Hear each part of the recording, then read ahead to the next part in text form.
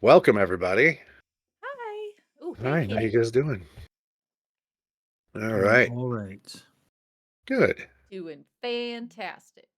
So before we dive back in here, are there any announcements or anything we want to get out of the way? Oh, yeah. So, what's up, guys? Announcements time. My favorite part, and I got a cattail in my face. This last weekend, we didn't have any stuff going on because it was our admin Jens's birthday. So, if you're in the Discord, make sure you say happy birthday to the old man. Okay? I'll let him tell you how old he is, but old man withers and all.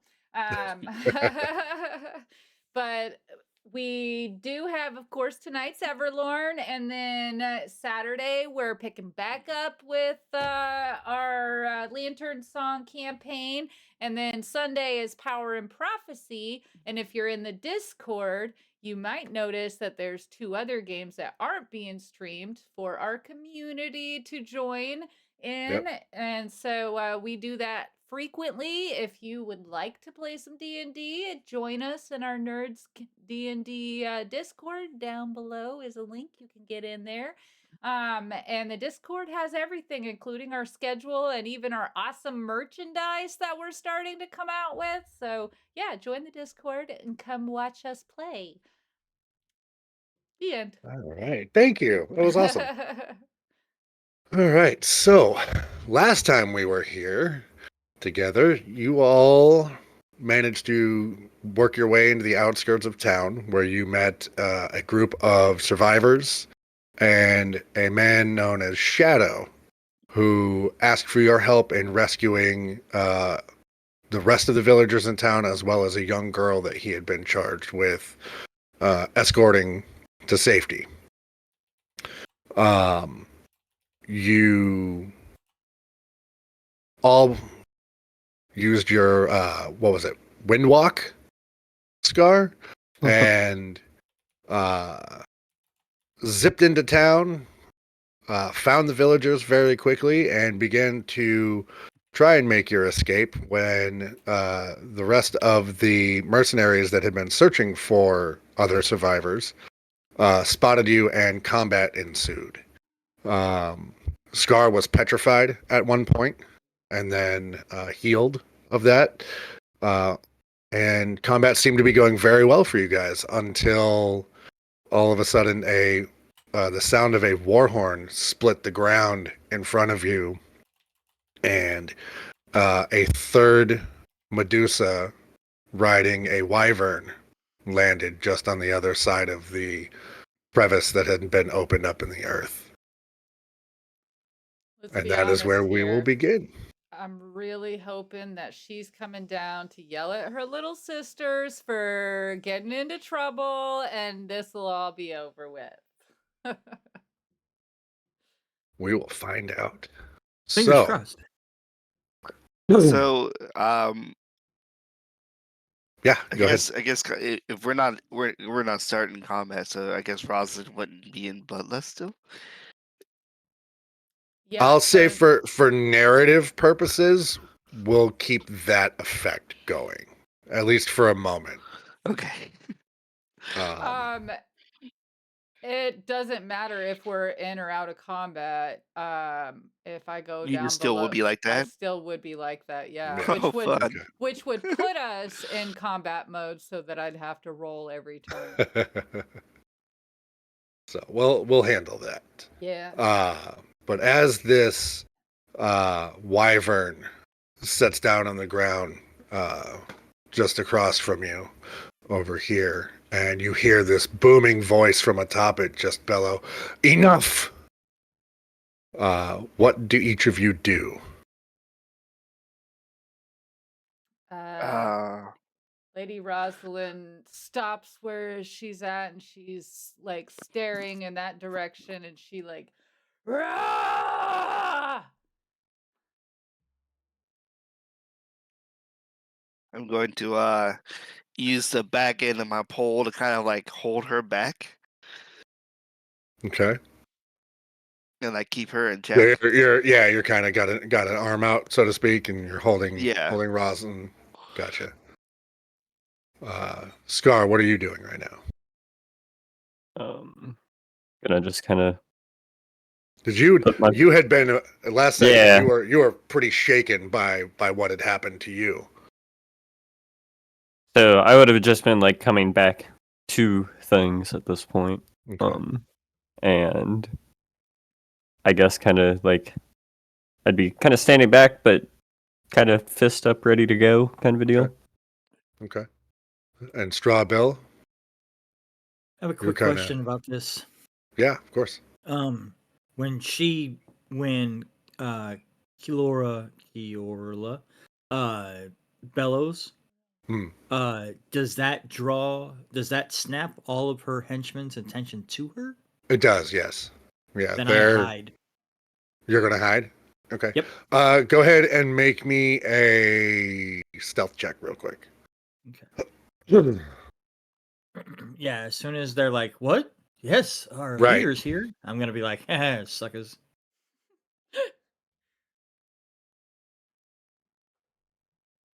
Or not. Damn it. I will move towards a stack of boxes or something. You see this figure sitting on top of this wyvern, and she's got intricate black leather armor that's got sort of a faint shimmer to it. It's all traced in gold, and she's got a long curved scimitar hanging at her hip, and writhing vipers just covering her head like almost like a lion's mane of snakes. And she's decidedly larger in stature and build than the two other Medusa that you were previously in combat with. And there's a faint sort of green glow emanating from her eyes. And she kind of scans over all of you and gives a whistle, and her soldiers all begin to make their way over to her and sort of form up a little bit. Let me at him! Let me at him! And then she looks over the rest of you and she says, "You have something that belongs to me, and I've been looking for it for quite some time. If you turn over the child now, I may let the rest of you live."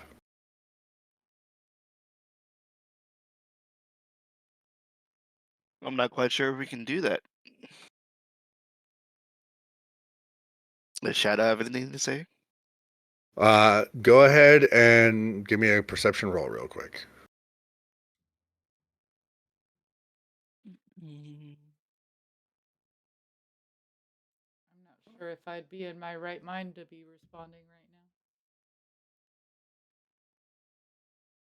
now. And I pop up. But...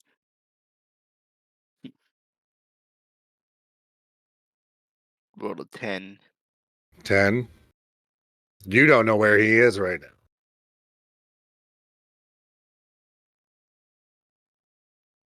Wow. I'll look around and I don't see him, and I'm like, well, looks like I won't be able to give her to you if I wanted to. Give me 1 second. She kind of, again, she's sort of scanning over the crowd.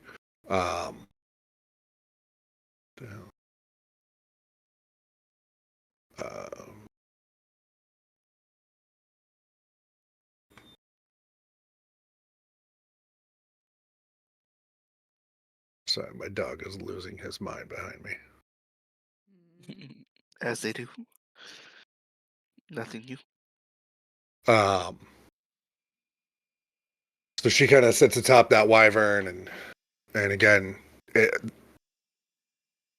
kind of urges it to take a step forward, closer to you, and she says, "I'll give you one final chance. Scar, go ahead and make me a. What's your passive perception? Actually, tell me that. 12. 12. Mine is Yeah. 14. Okay. Well, he's closest Oh. right now. That's why I'm asking. That's why. Yeah. You happen to notice Tara's got a little. She's got something in her mouth, and her cheeks are all kind of puffed out, like she's been blowing on it for a minute, but there's no sound coming out. It's not making any noise, but it looks like she's almost like blowing into a straw. You recognize it as the flute that Vivhik gave her. Finally, Tara. Can I like look at her and try to mimic how to play a flute? You can. Give me a performance roll. Oh man, I'm the one who could do a good performance. Oh, nat 20. Heck yeah! So you are able to. Yeah, she gets it. And all of a sudden, these sort of disjointed little notes just start coming out of this thing. And it's much louder than the air she's giving it, which is a little surprising.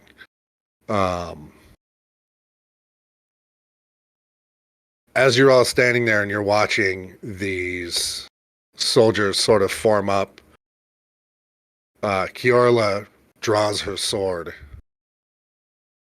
and then points at Straw Bill and says, "I will begin with him then." All right, you ready for this? I'm ready. Okay. Tasha's hideous laughter on the wyvern. Yes. Okay. Wisdom saving throw 14. Wisdom saving throw. So we're not actually in combat, but I have to do this. Okay.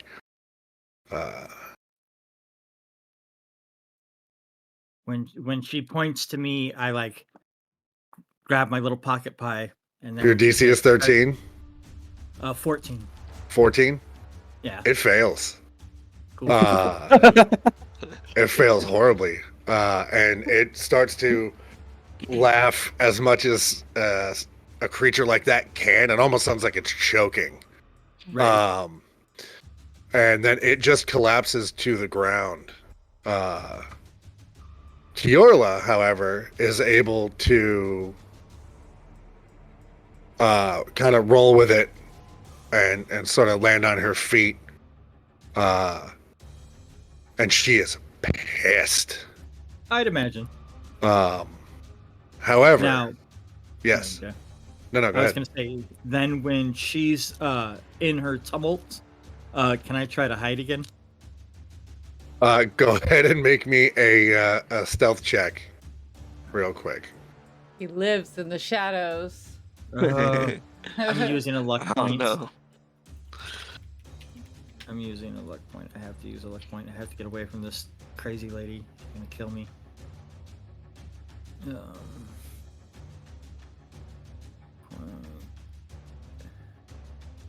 16. Yeah, you're able to hide. Cool. You're able to hide. Yeah. Vivhik, what's your passive perception? 13. 13. Okay. You,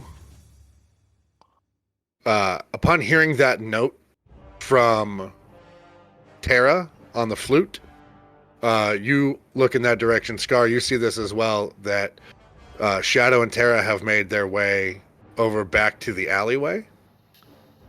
And he is prying the lid off of a manhole cover there that leads to the sewer. And he starts waving. He starts waving the rest of you over. We could have I'm gonna left start out sprinting a lot over to him. earlier. Oh my gosh. As you guys, Yeah, go ahead. Go ahead. I was gonna say, I'm gonna say to Rosalyn, get going. Okay. But what about the bloodlust? Go ahead and make your wisdom saving throw real quick Okay. to see if all of this that has happened is you're still heated or not. Oh, there you go. No bloodlust right now. No bloodlust right now. Perfect. So as all this is happening, Wyvern has fallen and is cackling on the ground. Kiorla's kind of landed on her feet and getting ready to leap across this chasm. And you've seen Shadow and Terra have found a means of escape from the situation you're in. You all also hear an incredibly loud roar from behind all of you, as followed by the sound of shattering timber as 3 hill giants, Mock included, come crashing into the city. Jesus. Oh. And they kind of stop for a second as soon as they get in there as like a, what's all this sort of look, like, huh? And then immediately just, and start providing some kind of a distraction for all of you. You may stay and fight, or you can go with Shadow and Terra, but they're getting the hell out of here as they slip into the sewer. I'm gonna wave to Bill, like, come on, I am. pull out my 100. shield. It'll take me. Let's see how far this is. It'll take me more than a dash action to get there, but that's as soon as I see Shadow and Terra making it down into the sewers, I'm like, yep, that's a good idea. All right. The dash action will put me about right about there. Yeah, you guys are able to. They're sufficiently distracted at the moment, as there is just, bits of wall being thrown at them, and one of the hill giants picks up the tree that you had set on fire earlier that had been knocked over and begins swinging it around at the bandits. I do have a question. Yes. Were we able? So this is the same spot. That lower right building that still actually has people in it. As far as you know, it still has people in it. Yes. Okay. I am going to look to Vivhik and be like, do you think we have time to get the people out of that building?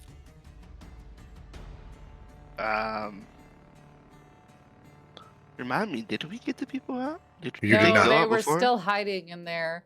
And Lady Rosalyn is gonna hear that, and she's gonna turn around. We have to get everybody out.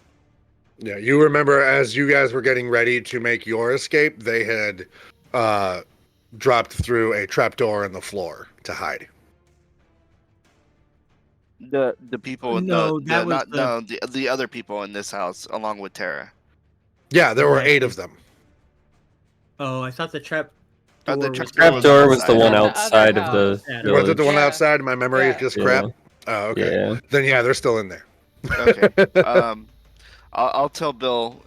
Go with them, lady, or go with them. Roz and we'll take care of them. Okay. I will post up next to the manhole cover then, and hide next to these trees. Guns prepared in case any of these folks turn towards us while we're trying to escort these people out of the building. All right, I guess I jump into the manhole.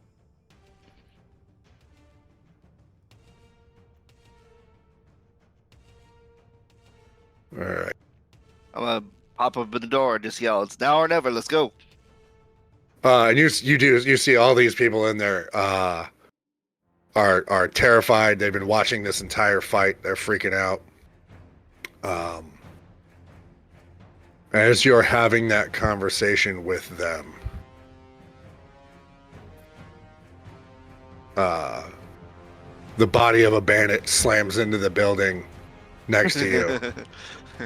in just this crumpled heap. Which made everybody in there is just like, jumps all at once. They're horrified. And a lot of them don't look like they want to go. And you can see there's a couple of them that are trying to get everybody up. So go ahead and make me. If you don't get your butts moving. Give me a persuasion roll real quick. Okay, persuasion. Oh, okay. Oh, that was not very persuasive. Yeah, they're a lot of them are in shock. They're terrified. Okay. Can I do? Can I- like as I see how they're acting? Can I try intimidation next? Before you do, Okay.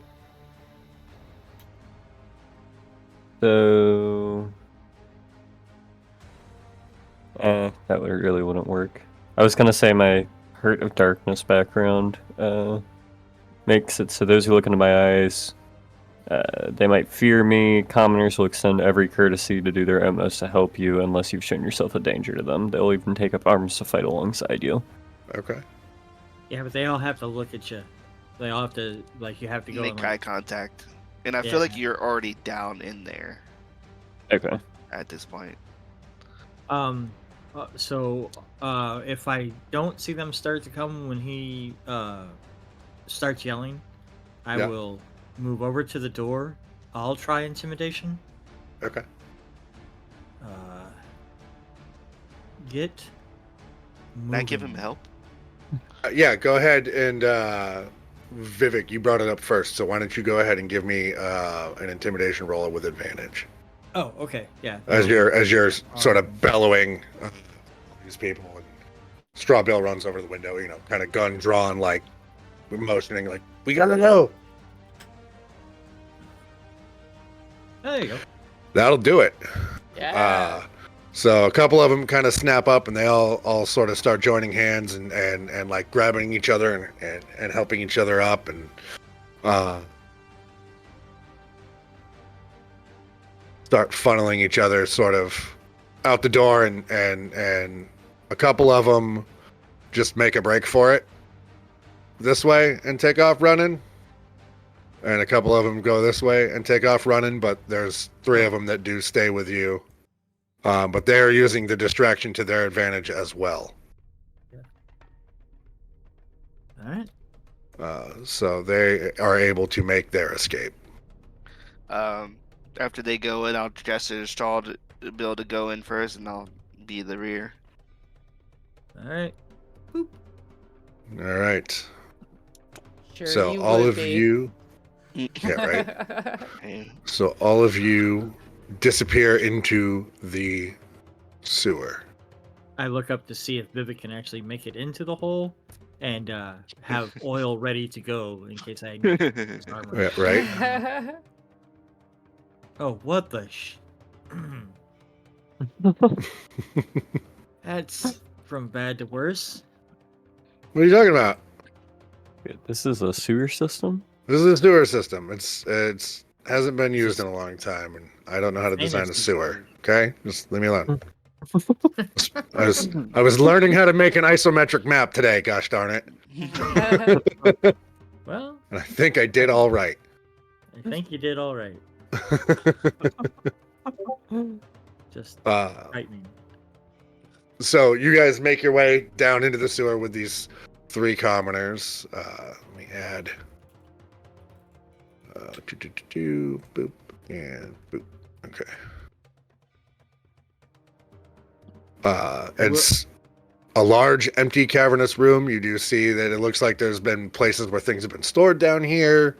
And there's some rocky ledges off to your right. You notice that there are some pools of faintly glowing sort of green liquid. The smell coming off of all of it is horrific. It's like sulfur and rotten meat. And you can hear faint bubbling and sizzling. And throughout the entire space that you're in at the moment, you also can hear just a faint sort of skittering in the darkness. Ew. Do we see that thing at the bottom there? No, What thing? probably not. There's two Yeah. tokens on the map. Yeah, we see 2 tokens. Yeah. Oh, you do? Yeah. You're not supposed to. Yeah. Right. Don't go that way, guys. I have a Which two feeling. tokens? Hold on. No, it ain't him. My danger sense is tingling. Oh. No. You don't. I don't know where the other one is. But We can see the spider also at the bottom. So, at the bottom? question: At the has bottom, like right. Oh yeah. all that time we were What? fighting? How long was that? Was that an hour? That at that night? 5 minutes. The fighting and since I turned into the tiger. Oh, no, not an hour. Not even Okay. close. That was all in all, that was maybe about 2 minutes of fighting at best. It happened very fast. It took us 4 hours, but in game, it was only about 2 minutes of actual fighting. I rolled a 12 for a perception to kind of look around, see where we are. Okay. I'll go ahead and light a lantern, bullseye lantern Okay. for illumination. Are these boxes and everything actually here? Yes, those boxes and things are actually all there. Yeah, everything you see is on the map. I'm gonna go look in the boxes. Okay. Uh, Not much to find in the boxes. There's some old sort of linens. There's one of the crates has like some dried food in it that looks possibly still edible. But yeah, other than that, in those crates, there's really nothing worth your time. I'm gonna yell at Shadow. You're the ranger here. I'm sure. Or you're the ranger here. You lead the way. Oh, I'm gonna lead the way, but I've never been down here before. I usually stick to forests, so you'll Before have to we bear go with me any for a little bit. further, before we go any further, we need to know why she was looking for Tara. What is going on here? I think it's a little bit too late for that conversation. I think we have to get out to safety first. And he turns around to you and he says, "All you need to know at the moment, and I will explain everything when we get to safety, is that I've been looking after this young lady for 2 years now. And I've been trying to get her safe. And the group above us have been after her for longer than I've had her in my care." Well, I relate to that. As do I. I will. Yeah, there we go. Go ahead. Yeah, what are you going to Investigation or perception? do? Go ahead and make me a perception roll. Okay. Passive perception is 13. Should I still go ahead and do that then? No, that'll be good enough. Okay. In fact, anybody who has a passive perception less than 13, go ahead and make me a roll. I don't think any of you do. I do. You do? Yeah, go ahead and make me a roll. 14. 14? Okay. That skittering that you heard all of a sudden gets a lot louder, and one of the townsfolk behind you yelps as Fuck. a Ah, swarm of spiders starts crawling out of the darkness and coming towards you. Tater, I love you. Go watch another channel for a little bit. She's terrified of spiders. These are just little spiders. These aren't much of it. So She'll I know. BRB. She Like, don't woo-hoo. care the size. right. How big are these guys? Are they stompable? yeah, they're like large tarantulas. About the size of like maybe like a Goliath bird-eating spider. So they're not They're small for fantasy spiders. They're pretty big. And they are very angry. But it is going to be Shadow's turn. So he is going to... Oh, God. Come on. Fire a couple of arrows.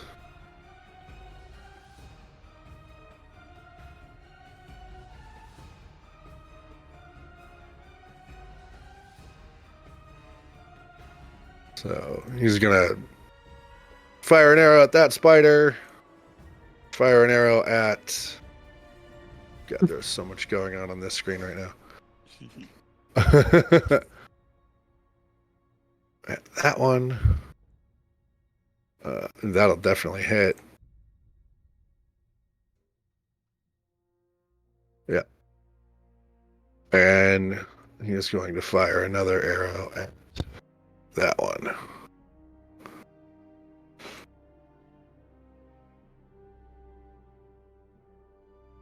So 3 of the furthest spiders all... No, I won't take a survey. All die. It is... Then it's going to be Tara's turn. Quick question. So that spider A, I think it might have got into my reach. Can I use my reaction? As it moves into you? Yeah, I have, what's it called? Yeah, Reactive strike. you can use your reaction.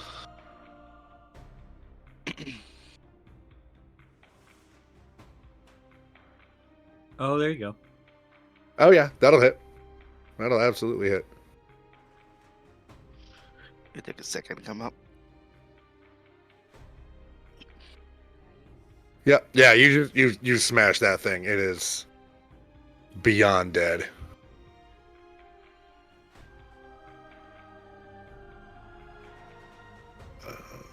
It's gone. And then Tara is actually looks over behind her at Lady Rosalyn and pulls out her necklace and whispers a couple of words, and you heal yourself. You feel this warm magical energy sort of course through you from a distance as you heal 11 hit points, Lady Rosalyn. Oh, thank goodness. Thank you. And now it is Scar's turn. Was that enough? Yeah. Yeah, I'm at 25 right now. Cool. Alright. I will... Yeah. I'll run over here. And attack Spider F. Okay.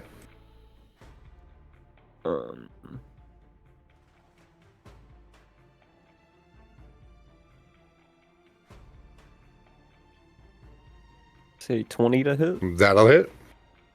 And then I have a question. So I can roll, but it also says under my unarmed strike that I make an attack roll against a creature, and on a hit I can deal 1+ strength bludgeoning damage. My strength is 12. Yeah, I'm not gonna make you roll damage for any of these. They only have 1 hit point. So Oh, okay. yeah, they're dead. You squish them. And then I'll use a little bit more movement and bonus action unarmed strike. Yep, go ahead. 8 to hit. That misses. Okay. You go over to kind of stomp on it, and it just skitters out from under your foot at the last second. And that's it. All right, Lady Rosalyn, you're up. So, how far is... That when I spider do so, This one? 18 feet, and Oh. that one is about 40 feet from where you are. The other this is one the- by Scar is only 20 feet away. Okay. this is the thing that I do get now from the subclass, Mike. When I reduce a creature within 5 feet of me to 0 hit points, I gain temporary hit points equal to my wisdom modifier plus my monk level. Oh, well, there you go. So you'll get that for that first spider. So I'll get Farm 5 these- temporary farm hit points. these HP Yeah, right? spiders, Well, man. instances of temporary hit points don't stack. Oh, okay. Oh, So Okay. so if you get 5 now, you would and like lose some and then do it again next turn, it'll go I back to see. 5. I see. Gotcha. Yeah. So Lady Rosalyn runs up to it, and she's still in tiger form, and she's like, ew, ew, ew, ew, ew, ew, ew. And she's just stomping it with her paws. And I'm going to do... Oh, wait. Wrong one. Ignore that. I mean, that was a good roll, but... That was a very good roll. This one. Even better. That Like- will hit. I feel like she's like a cat. Yeah, just so you pawing run at over this and you guy. just right, like you're chasing a laser pointer almost. You're just like on this one, and then but there's just goo all over your hands now. Oh, and I'm From gonna this- wipe my paws on Scar. Wow. Gross. All Just right. gonna kind of look down and kind of stare at you a little bit, like what? Straw Bill, you are up. $5 if you shoot a spider. Right. Are there any spiders $5, left? dude. There is a Yeah. spider. There is one spider left. Oh, I see him. I do not really want to fire my gun in here, That makes sense. because it'll be real loud. Let's see. And I don't have a short bow or anything like that. No, and it's too far away. I will. What I will do is I will come around to the other side of the commoners. Please have me. There we go. Boop. And I will take a defensive stance in front of them, like I am a hero of the realm that I'm getting paid to be. There you go. Get it! Get the spider! All right. Right? Next is going to be the commoners, and they are going to just kind of like they're freaked out by this whole thing. All of a sudden, there's just too many little bugs, so they're gonna kind of hide behind you as you do that, and just like, yeah, you're being paid for this. And Vivhik, it is your turn. I'm gonna be like, good. Yeah, you stick with Star Bill. I'll go over here. I'll help clear things out. I'll run over to the. Ooh, I don't know how far I am. You should be close enough. Yeah, okay. Yeah, it's You'll, only you'll 26 get feet. within reach of your halberd. Right. Yeah, you Oh, have yeah, a for 10-foot sure. reach too. So I'm going to get yeah, right at the end of that 10-foot and attack it. all right. That might not hit 11. It just barely dodges out of the way, and it actually climbs onto the end of your halberd and starts crawling up the haft towards you. So pull strike. I couldn't do a pull strike then, huh? It's as a bonus action. You can. I'll say for flavor's sake, you can and try and like fling it off. Okay. Ooh. Now everybody Well, has that to roll didn't- luck that didn't dice to work. keep it Nope, in, it is hanging on for dear life. So you have this spider on the end of your halberd that is crawling towards you. Fun. And it's Shadow's turn. As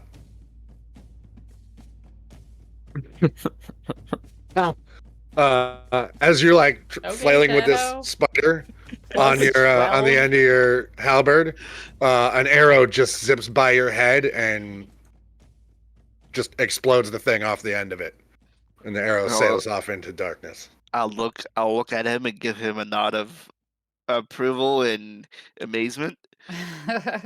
And he gives you that slow Robert Redford with the beard nod. Just I'll do one of the. I'll take my halberd and like bang it against my chest. Like, good job. uh-huh. And he just kind of like raises his bow, like, okay. And then he's like, all right.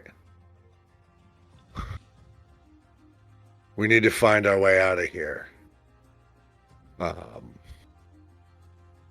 Well, again, acting as the hero of the realm, I will ask the commoners.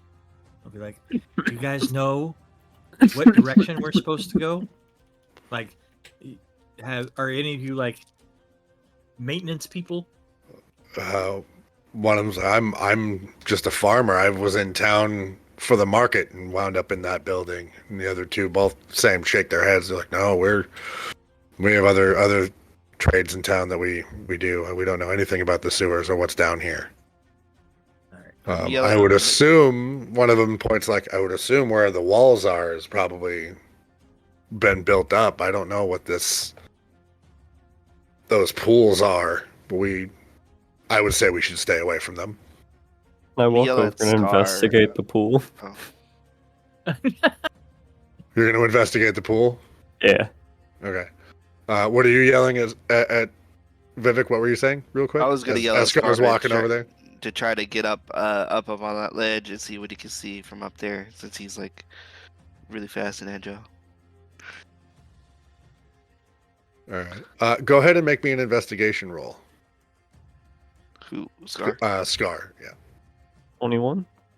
Those pools are filled with acid, and that is slowly eating away at the stone beneath them.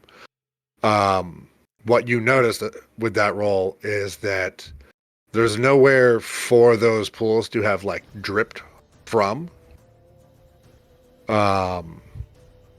There's no evidence of like a container that broke or like a leak in the ceiling or whatever. It's a viscous liquid. It's not watery. It's almost like Yak or something. like saliva. Oh, again with the spit. Again with this spit.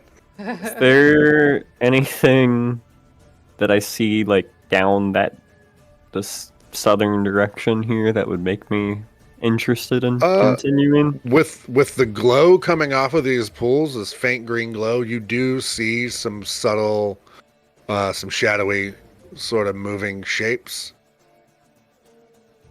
But there's these sort of like ropes of slime everywhere. You can't really tell if it's something that's moving beyond them or if it's just like sort of some cavern air or whatever that is sort of blowing those things around. Hmm.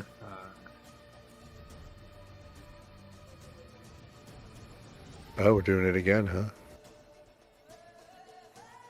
All right. I'll go over to where Scar is and Sure. gather that information from him Sure. quickly in our sign language. And then I have a flask that I will test to see if I can pick up some of the acid. Oh, what is your flask made out of? I'm guessing like a tin or aluminum. Okay. Or yeah, it's not anything super fancy. Sure. Go to dip your flask in.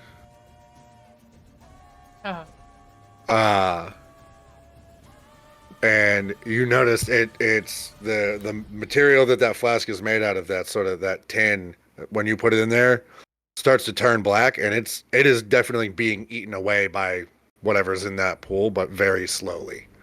Oh.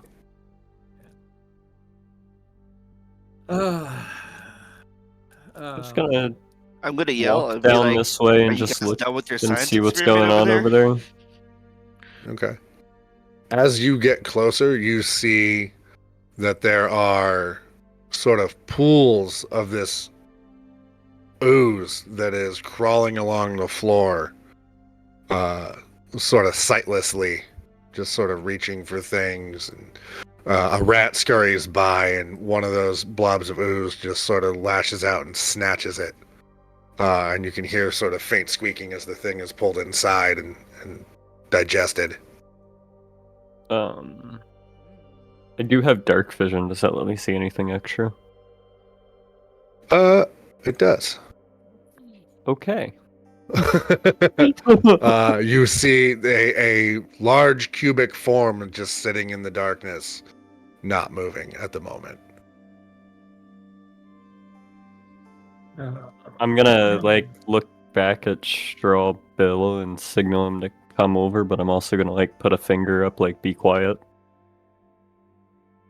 All right. I do not have dark vision, but I do have the lantern. But the lantern, I don't think it gives me that far. I would say your lantern. Let's see, I mean, that's 30 feet. 30 feet. Yeah, from where I'm standing to the cube. Right. So your lantern would reveal up to. Come on, Michael. It's sort of a radius about like yay. Right. Oh, okay. So you can see one. Beyond that is dim light, right? Right. Yeah. So you'd be able to see Like a reflective shimmer as. yeah, you'd like, be able to see like side. the cube in the back kind of moving. You'd be able to make out this other one right here moving a little bit. You don't see this one on this side at all. Yeah. But you can faintly see this in the cube on the outside of your light. Can I roll a nature roll to see if I know anything about oozes or cubes or Sure. this? And I do type the of- same. Let's see. What do you have as a plus to nature? +1.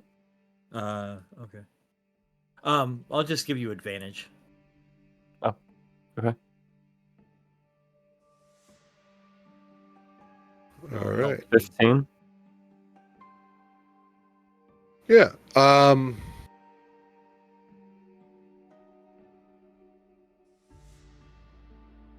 You just see, or you know that in some of these sort of underground caverns and things, there are bits of sometimes fungus and also these oozes, and these oozes come in sort of a wide range of colors and flavors, so to speak. You don't know if they're natural occurring or if they were created by something, but they seem to just populate underground or in dungeons and places.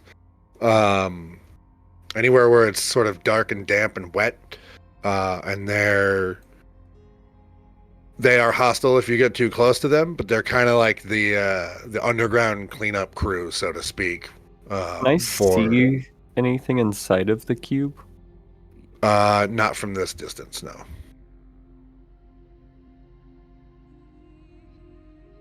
Can I creep forward to about like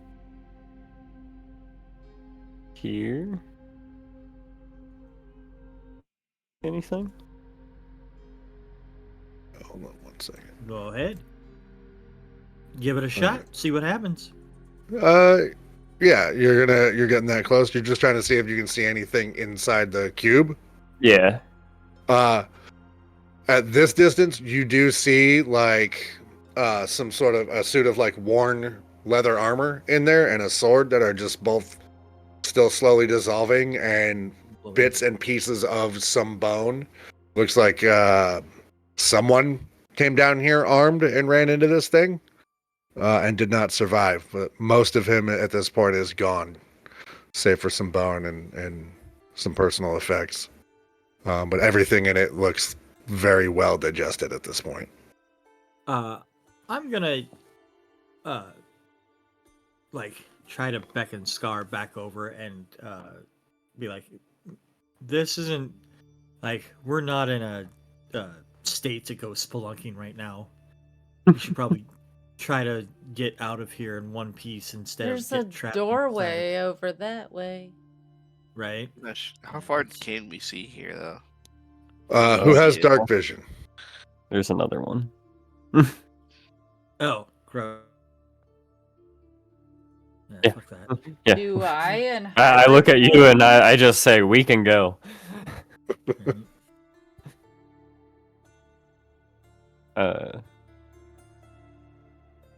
I'll tell you to tell them that we should probably get a move on. Right. When we return to the group, I'll be like, that's kind of a sticky situation over there. We should probably just head over towards those doors we can see. As you're having this conversation, there is a tremendous bang, and the entire cavern around you seems to shake as something very heavy falls above you. The fight outside has gotten very intense. Let's go! There's Hurry like up! bits of dust and debris sort of falling from the ceiling a bit. Nothing dangerous not at a the good sign. moment, but I'm gonna say, Bill, stick with the commoner. Scar, you lead ahead so you can see. Shadow, follow behind you. Yep. Will do, Captain. can do. And we start making our way down here. As you are entering into this room,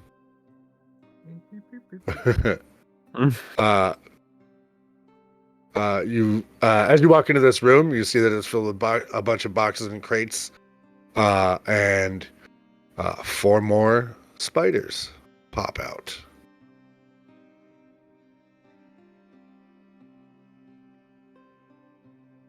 As they pop out, I'll tell So- Rosalyn to be careful. We don't need you to go into bloodlust again. Try to save your energy.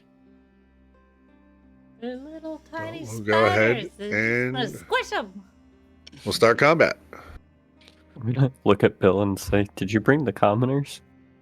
I'm trying. They're here. They're here. They're here. Okay.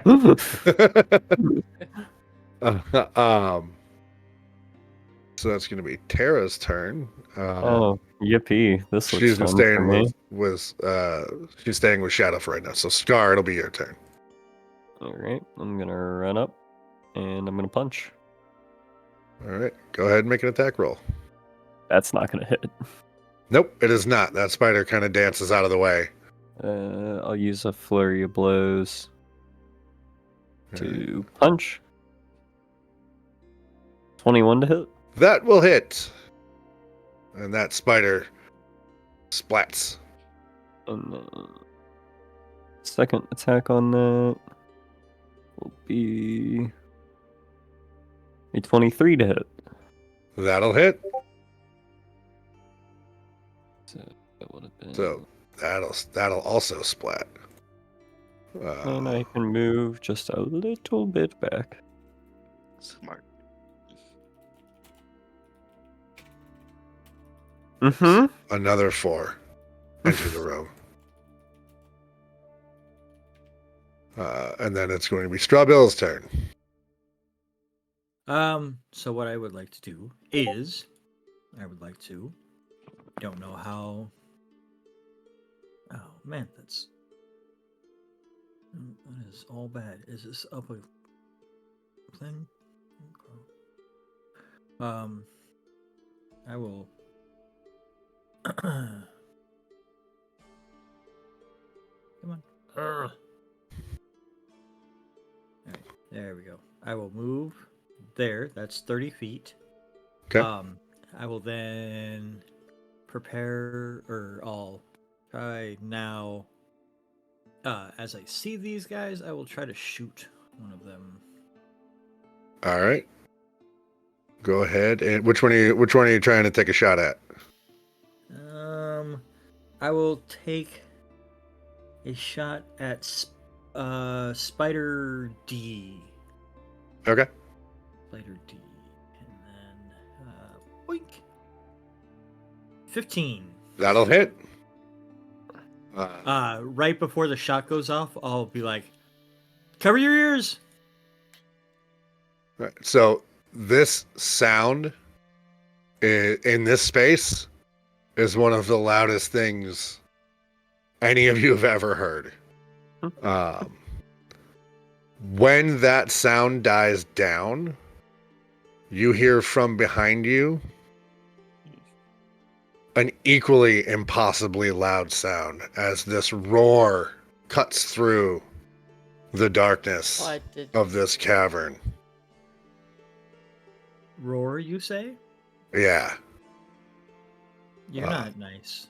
very loud roar. Do any of us We- recognize that roar? Can we invest? Like, Go insight ahead. into. You can. I will let. Who has the highest nature roll out of all of you?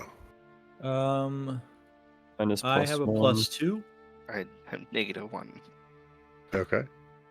I have advantage on hearing and smelling wisdom checks. Shadow doesn't even know what that was. Okay, so I'll roll. Yeah. Go ahead and make me a nature Uh, roll. Yeah, no, I don't know what it is. Nope. It was loud. It sounded angry. Okay. That's what you know. From what can I surmise what direction? Like you say It behind us, but it's like behind past you. the Yeah, line? it came from the other side of that cavern. You did not go down. Oh, good. Well, glad we didn't go down there because sounds horrible.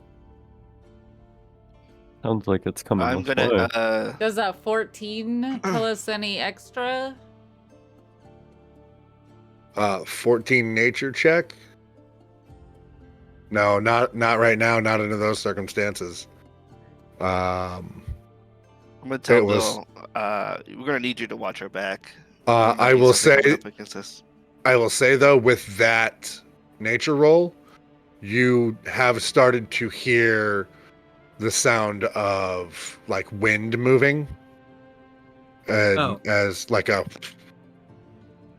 sort of sound, Like wings. very much like wings. Yes. Would I recognize it as wings? It sounds very similar to the sound that the wyvern made when it came in, but bigger. So Gross. yes, you would recognize it as wings.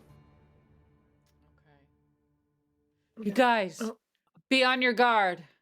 I hear something worse than that wyvern we saw up above.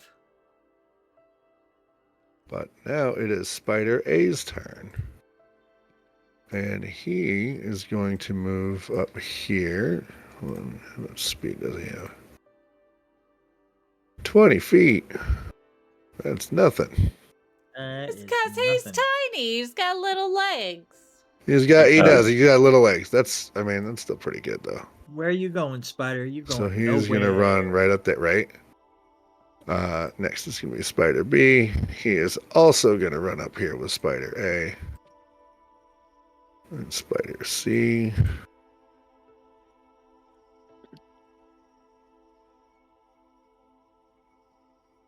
E.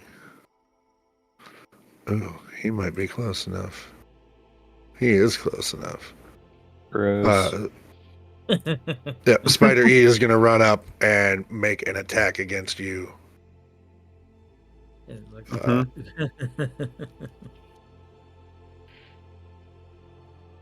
But a 9 is poisoned probably to not death. going to hit, right? Nope. Yeah. Okay. So that is Spider E's turn.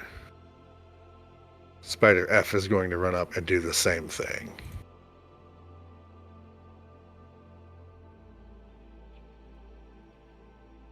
And I'm assuming a 12 will also not hit. No, it does not. All right.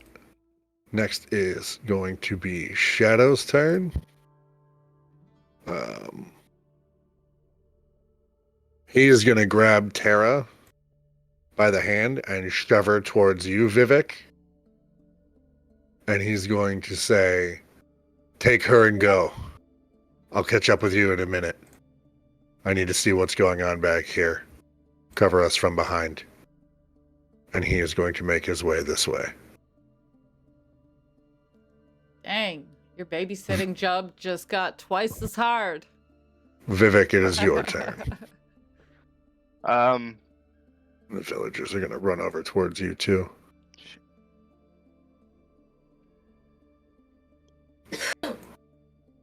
I am going to come in between here and hold this archway. Ready, or yeah, this is ready. Let's see if any of the spiders come this way. Okay.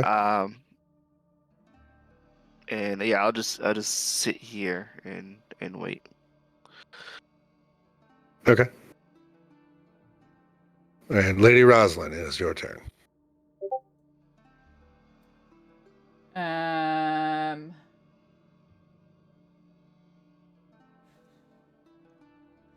guess I just can't have these spiders. And I'm going to run up here. How close am I right here next to both of am I in between them both? You are, yeah. Okay. It's making me switch between the hand and the pointer to be able to move the map around. It's driving me crazy. I'm managing a lot of tokens right you now. can Imagine hold how I space feel. bar. You can hold space bar to pan around. Oh, really? Hold space Stop bar it. and use your mouth. Oh, yeah. Oh, life just got so much better. Thank you, hotkeys. Okay. Oh yeah, all of the things on the side have a hotkey. So Lady Rosalyn is first gonna hit that one that's on Scar. And it's just Okay. get it off you. Alright. So yeah, you're able to splat that one and kind of knock it off onto the ground. And then she's going to use her bonus action to do that again to Spider C. Okay. Ooh. That is gonna miss. As you go take a swipe at it, it's kind of like and skitters out of the way. And that's her turn. All right. That'll bring us to the top of the round. That is Tara's turn. She's gonna make her way in here, and you get kind of notice like she's not as afraid as a young girl her age should be.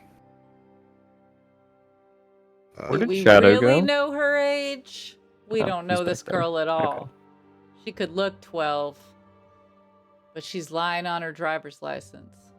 She is going to raise her hand, and you see like she has two mismatched eyes. One is green and one is gold, and the golden eye sort of flares with a little bit of internal light, and a little ball of fire lances out from her finger and just narrowly misses Spider B. Scar, it is your turn. Attack Spider E. Can I 15, tell, 17 like, to hit. after Tara That'll gets hit. done.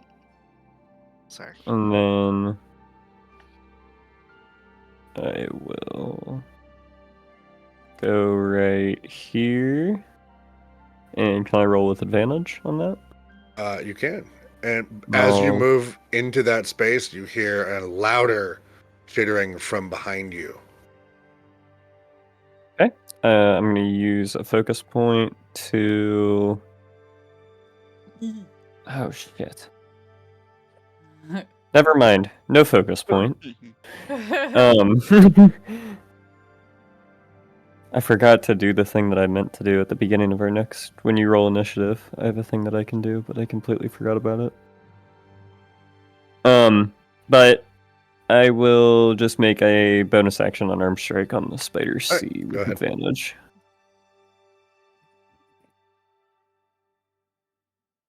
Did we roll 23. initiative? That will No, definitely we hit. didn't. It auto Well, rolled it for us. auto does it for us. Did it give me my +3? I feel like it didn't. I'm at the very end. All right, that will bring us to this giant spider that has now entered the room and is scuttling towards you, Scar. Mm-hmm. You just see a look on Lady Rosalind's face of like pure disgust. Is a 20, I assume, hits. Yes. All right. Yes. So it Yes, it rushes forward to you, and its mandibles kind of reach out and piercing your body for 9 points of piercing damage and 7 points of poison damage. Ooh-wee. Yikes. 9. As this thing kind of starts trying to wrap its arms or its many legs. 7. Okay. All right. And then that will be Straw Bill's turn.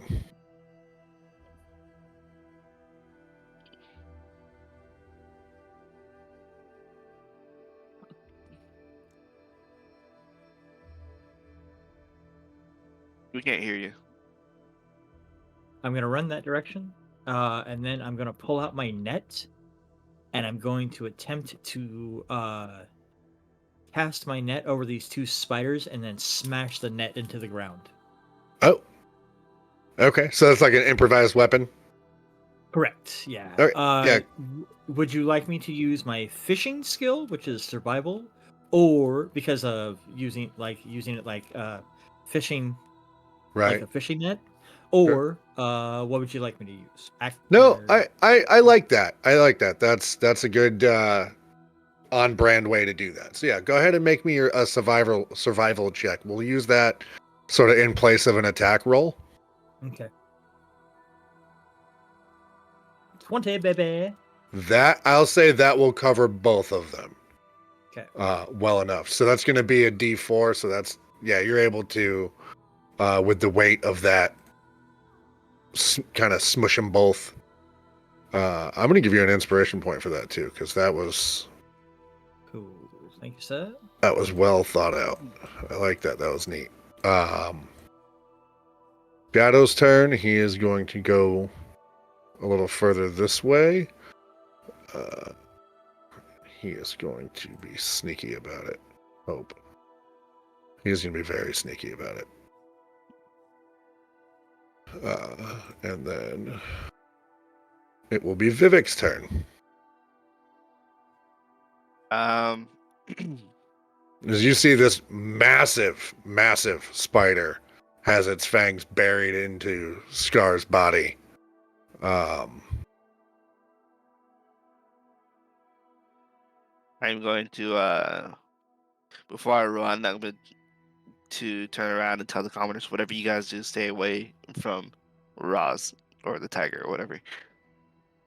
They're just horrified by everything going on in front of them. They're like, yeah, whatever you say. So I'm gonna try to let's see, how far do I got here? Yeah, I got plenty. Okay, I'm gonna try to run around and get flanking on this spider. Okay. And I'm going to lay in. So 21 to hit. Let me see. That will hit. Why did that scare me that you paused like his I know, AC I is was so worried. high? I had to check. All right. So that's 11 points of damage. Mm-hmm. All right. So yeah, you run over and it's exoskeleton is very thick and very tough, but you're able to kind of get Eclipse into a joint. Go ahead and roll an extra D4 for me. Okay.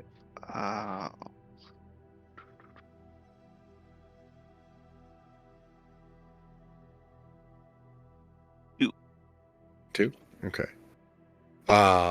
When you hit with it, you kind of feel a little come out from Eclipse and sort of pulse into the spider, and you notice that it kind of cracks a little bit more of that chitinous plating that it has. Like you hit it a little harder than you thought you did.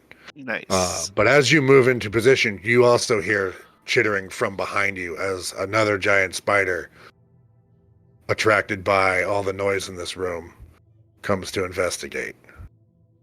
Okay. I am going to as I see the my weapon kind of give this extra attack, I'm just gonna give me a big smile on my face. And then I'm going to divine smite it. With are you bonus attack? Yeah, with my bonus attack. Okay, so you're gonna do the pommel strike or whatever it is.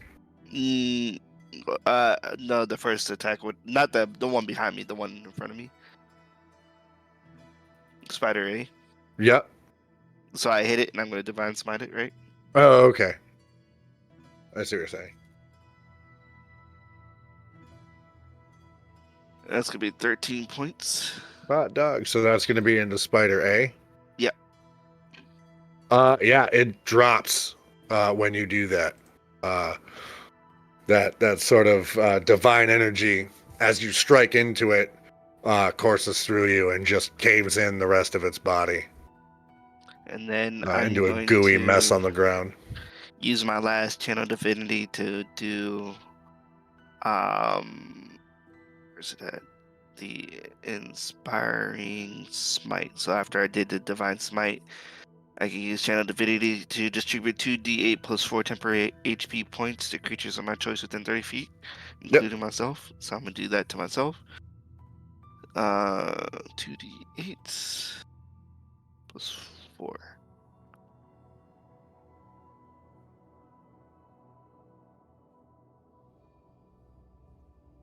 Hey, All right, all so right. 12. No, that was. Yeah, that's the whole thing. Oh, is it? I get 20 Oh, points okay. of temp. All right. Lady Rosalyn, you are up. Seeing Vivhik smash that first spider and seeing the second one come up behind him, I just kind of stand up tall on my two legs, and I growl out to that spider, "You will grovel before me!" and cast command. And it's a wisdom saving throw of 12. And if Okay. With command, does it have to understand a language? no, I can speak a one-word command, which is grovel is the one that I'm using, and the target has prone condition at the end of its turn. Oh, I see. Okay. And it's a wisdom saving throw? Yeah. Oh, Hey. snap. It just doesn't understand. Doesn't seem to have any effects. Does not I have speak common. I have a question. When did that spider come up on me? Like, did it come up on me? Like, do I get a reaction? It's probably in my range. No, you don't. It was as you moved into position. It was It coming was already through. there. Okay, cool. Yeah, it was sort of kind of coming through the door. Okay. All right. That's going to be Tara's turn. She is going to just move over here and hide behind Straw Bill, along with the commoners. Right? Because we're all about the same height. It's cool. Yep. And then it's going to be Scar's turn. I'm gonna run up. I'm gonna punch it. All right. Go ahead. Give that spider the business. Nat 20. Nat 20. Damn. Barely hits. Okay, barely. Barely hits. That's so scary. More like Um, hits like Go a bear. ahead and roll your double damage. Well, so the thing is, I can make an attack roll against a creature, and on hit, I can deal 1 strength plus my strength bludgeoning damage, or because of monk, I can do the 1d6 plus 3. My strength is 12, so it would be 13 damage by itself Okay. without rolling. So what would that be on a crit? That would be 26. Okay. Which is exactly how many hit points this spider has. So, how do Yeah. you? What does it look like as you run up and do this? What does this look like? I'm gonna just run up and be staring it right in the face and just shove my fist right in between its big pinchers, kind of just shove it right in that soft spot in between, and just grab a handful of it and pull it out Mortal Kombat style. Oh, you just disembowel it through the mouth, Yeah. basically. Yeah. All right. That is Ugh. awful. And when I do that, I will get 5 temporary hit points. All right. Like, do you ever wash your hands? I look back at you and I just wipe it on my shirt like you did to me. Right. So, you guys have solved my spider puzzle. I would look at Scar and be like, "Nice kill." I just look at you and give you a little nod. I'm going to whistle some kind of forest bird for shadow. Like Okay. something that obviously would not be in the cave, would be us, but like Right. to signal them that we're clear instead of yelling, "Hey, shadow, we're over here."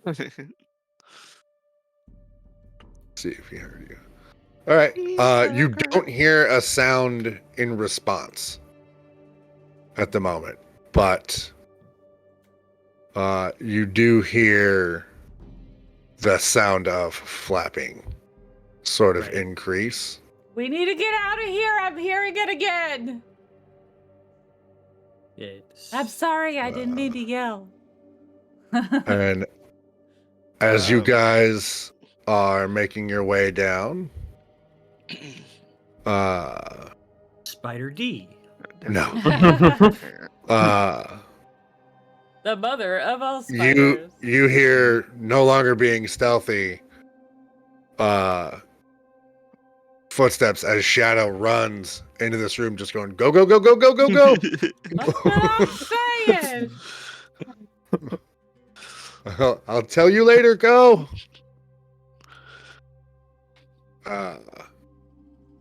And you hear that immense roar again, and the whole cavern shakes, this time as something massive collides with that first door you went into. Oh, gross. Keep going. I want to find out what that is. Who did you anger? I have line of sight. Can I see it? Through the torchlight and stuff? You can. Yeah. You turn around in time when you hear that crash into the wall and turn around, you see this large, scaly head that has burst through the door with these long, curling ram's horns coming off of its head, and just thick, ropey, green strands of saliva dripping from its mouth as it spouts this jet of acid into the room. There is a young black dragon Nice. that is jammed its head into the door, and it sees you.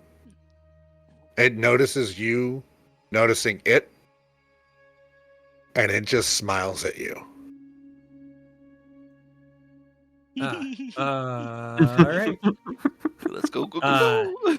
I'm gonna cast Friends. My cantrip Friends magically emanate a sense of friendship. I will give it like a later, buddy. Till we meet again. And there is another impossibly loud roar as you all make your way to the stairs, which is just a long sort of stone staircase carved into the rock that leads up to a big iron door into The door isn't locked. nope. Oh, what the Good. fuck is We're in this? the Underdark. What the fuck? These weren't any normal sewers. So when you walk into this room, Yeah, but the Twilight when you walk Zone. into this space, there's sort of dust and motes all in the air.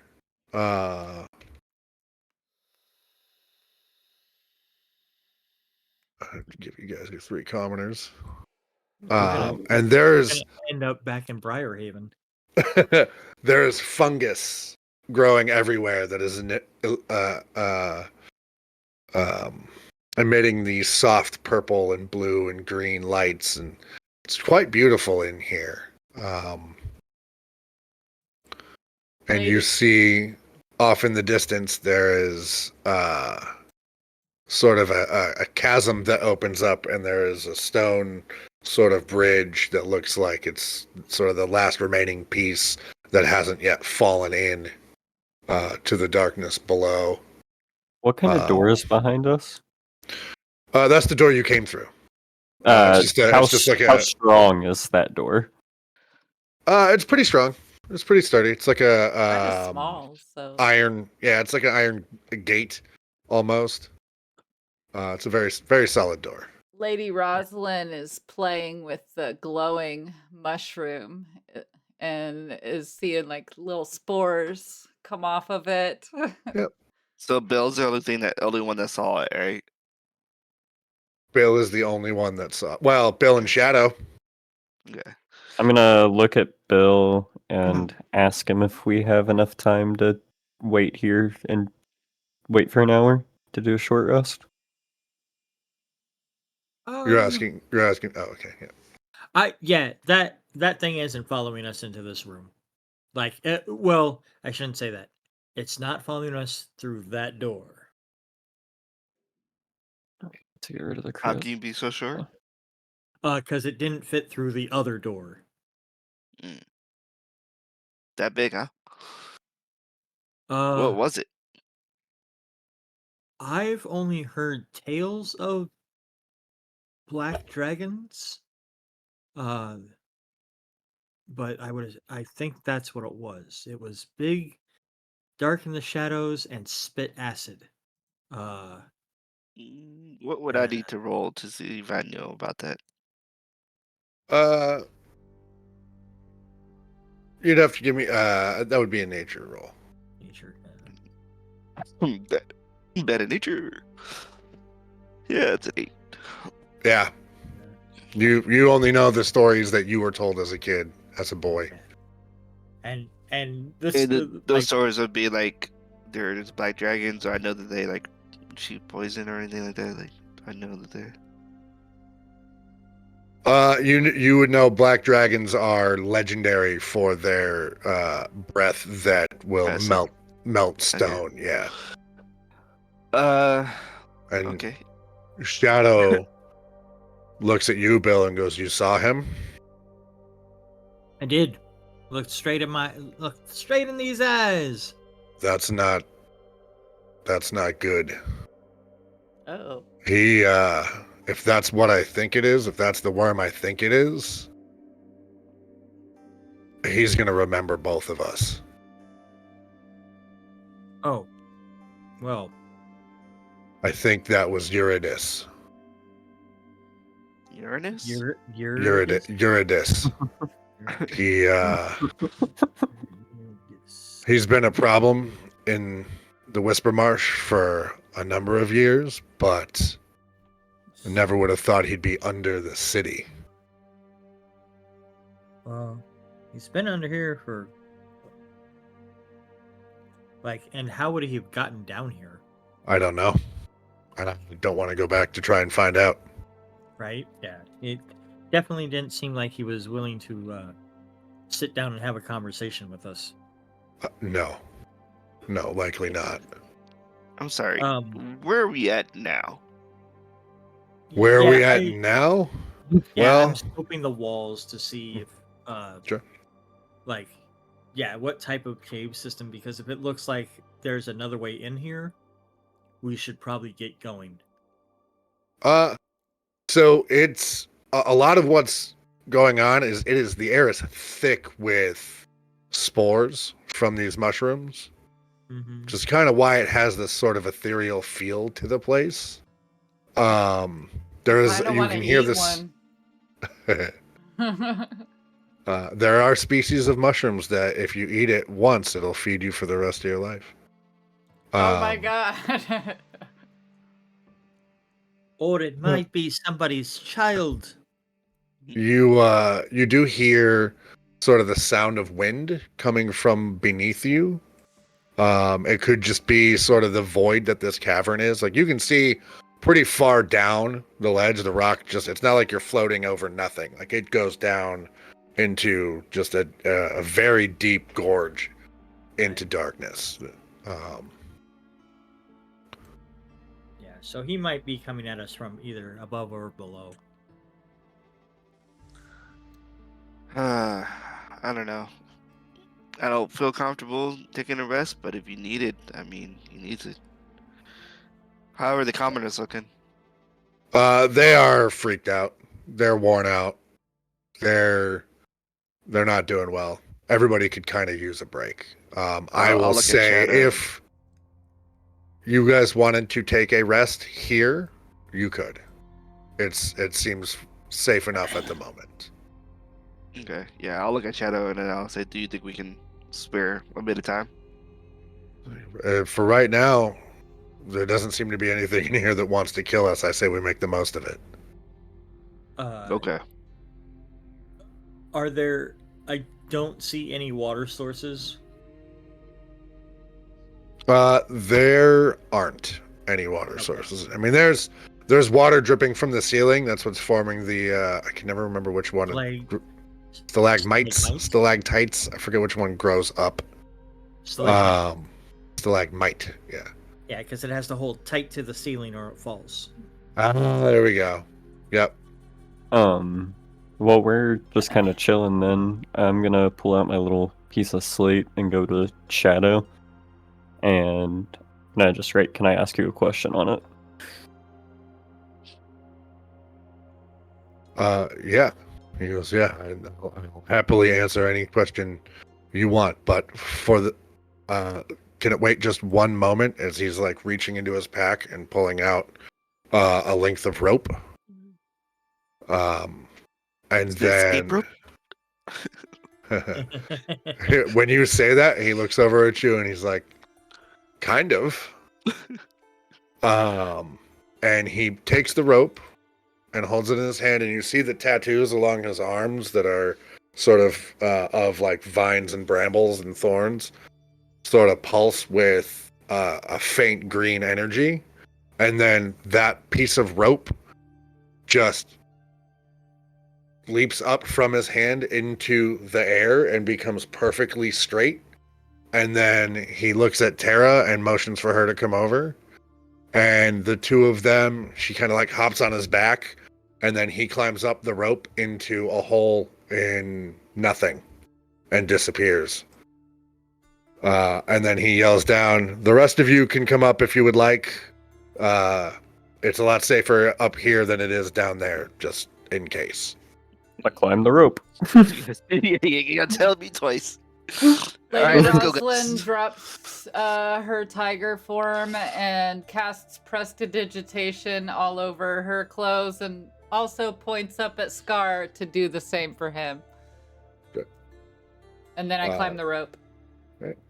You guys get up in there, and it's a fairly big space. There's nothing in it. It's not appointed, but you, as long as you stay away from the edges of the hole, you can sit and see everything below you.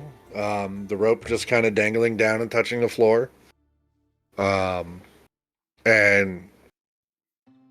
Shadow kind of pulls out a bedroll and lays it out for Tara, and then leans his pack up and kind of leans back on it, and then just closes his eyes. And Lady Rosalyn quick. pulls Do I get to out ask him the question before he Yeah, goes yeah. to sleep? yeah, he's not Okay. sleeping. He's just kind Oh, of okay. like Gotcha. Lady Rosalyn pulls out a mushroom that she picked from down below, and she kind of sniffs it a little bit. Does it smell bad? It smells very earthy, a little sweet. But yeah, it smells like a mushroom. Doesn't All right, she's It's gonna not giving me take. any danger signs. It is still faintly glowing a little bit. You can see it sort of getting dimmer as you're holding it. All right, she's gonna pop it in her mouth. Is it gross? Go ahead and make me a Constitution saving throw.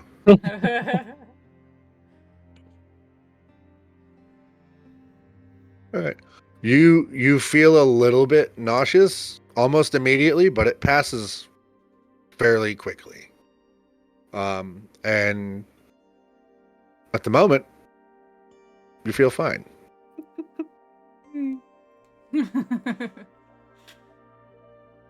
I like see her as she like pops in her mouth, and I'm gonna be like, "What did you do? Nothing. I was just eating some food from my bag. Eating? Can't leave you alone for 2 seconds." So while everyone's up in the hole, I'm going to sit towards the edge of the abyss. Okay. and concentrate and reach out and contact my patron from down here, or try to with a little the little piece of coral. Okay. While you're sitting there and concentrating on all of that, Scar, what question did you want to ask Shadow? So I just write out on that piece of slate. Do you know what this is? And then pull out my bag and kind of just open it up and show him the horn sitting in there. And he kind of opens one eye. You know, he hears you scribbling and opens one eye to see what you're writing, and then looks in your bag for a second and leans back and goes, "Never heard of it. I don't know what that is. Looks expensive. Looks like the kind of thing you wouldn't want to be showing a stranger you just met. But other than that, no, I don't know what that is." Can I take it out and investigate it a little bit?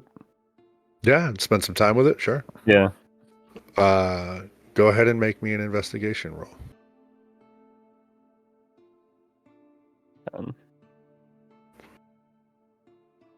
It feels warm to the touch, and you notice There's still that... any black clouds in it from when they all got sucked in? No. At all? No, there Okay. there aren't. There's just a pale blue light emanating from it at the moment. And it seems like when you first looked at it, when you first found it, there was still a faint glow coming from within, but that glow seems to have intensified a little bit and now sort of spread more through more of the structure of this horn. There's still around the edges of it. There's spots where there is no light emanating from it, but you can tell that it has undergone some kind of a change while it's been in your possession, but you're not sure what. I try to reach inside of it towards that light a little bit. Yeah, you put your hand in and nothing, you can get your hand in there just fine. It's Can't feel it's a anything hollowed there? out tooth. No, it'd be like if you put your hand inside of a drinking horn. Just this one happens to have a glow inside of it and is, beautifully crafted. But yeah, nothing happens to you. Okay. You don't feel anything. Now, does anything happen if I put the finger with the ring inside of it?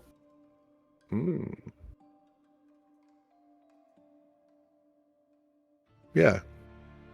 Are you going to do that? Yes. Okay.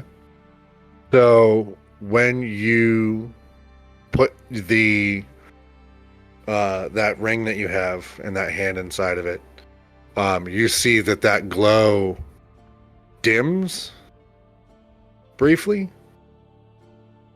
and then flares to life after a moment, and the whole spell that you are all sitting inside right now seems to shake for a second and sort of lose its stability enough that one of the common folk actually falls out and lands on their butt on the ground with a loud ah! And the rest of you stay in there for the time being, but whatever you just did,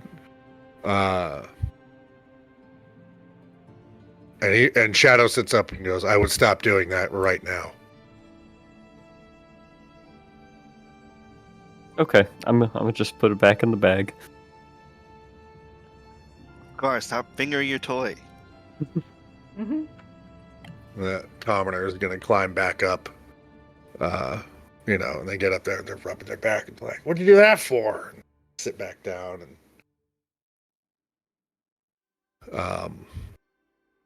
Strawbill, you are focusing on that piece of coral, trying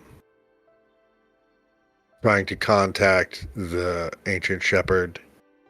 What are you intending?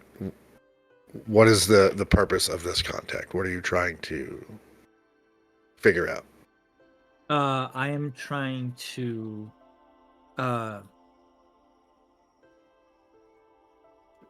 I have a description of the man on the hill. I'm gonna try to see if there's a name attached to the man on the hill or the creature on the hill. Okay. And also, would I know if Kiorla,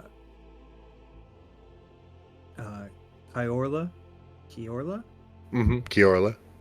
Kiorla. is she like her and her sisters are fairly well renowned? Are Mm-hmm. they like magic users and stuff like that? Like You haven't heard any magical stories. creatures? Yeah, they're magical creatures, in a sense, but you haven't heard stories of them sort of casting spells. But Kiorla in particular is shrouded in a bit of mystery.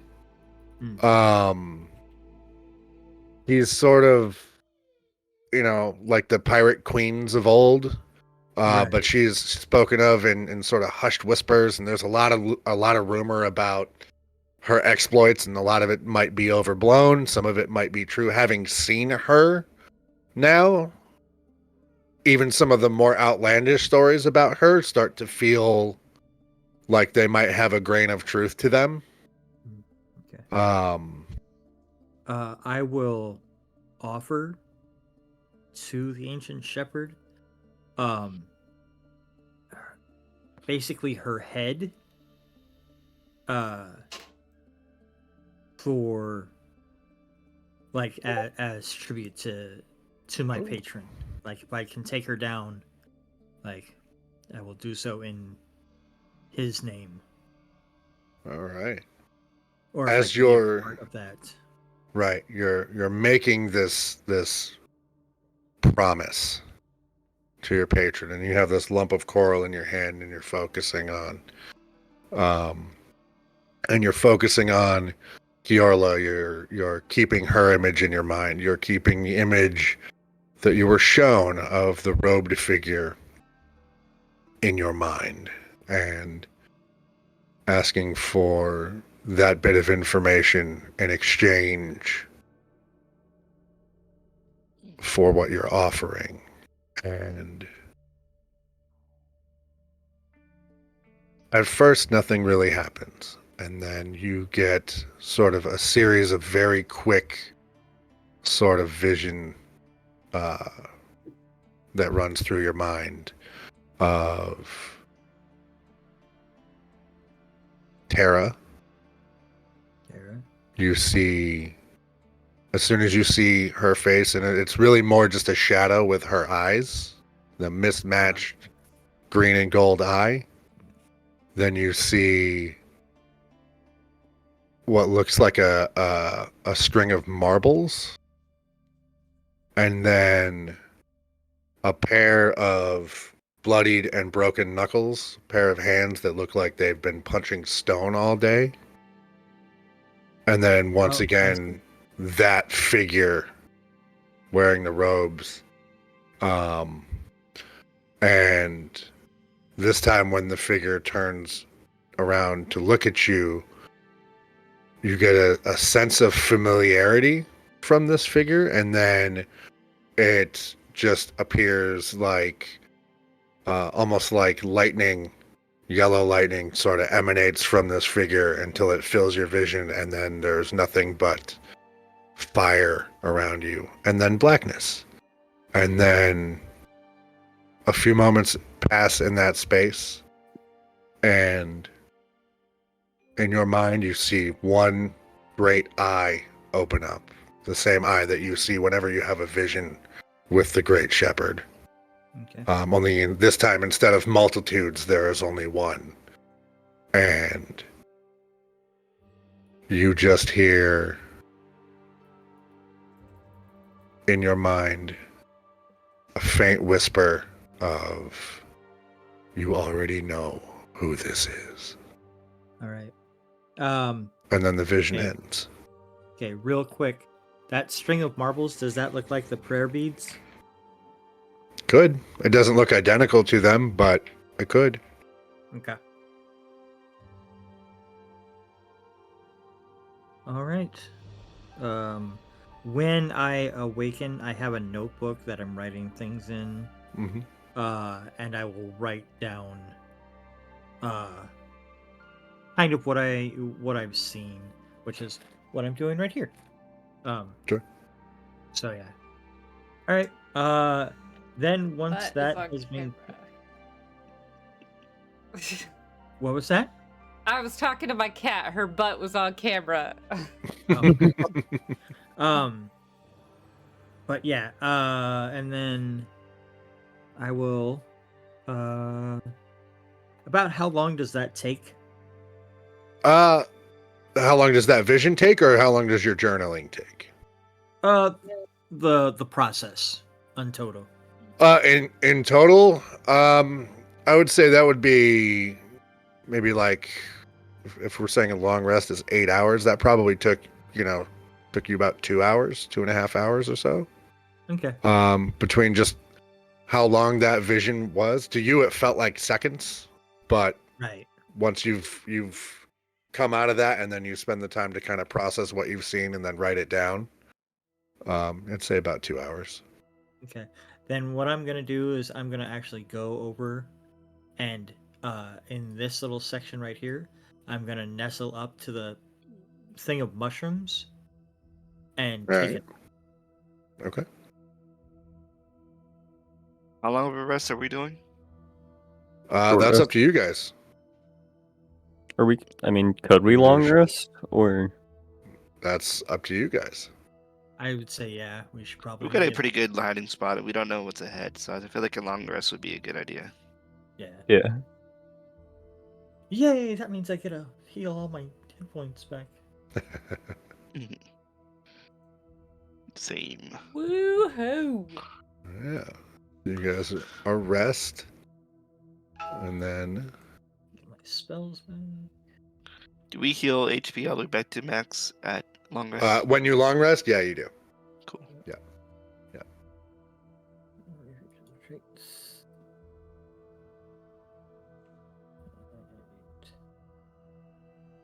Boink. Boink. There's.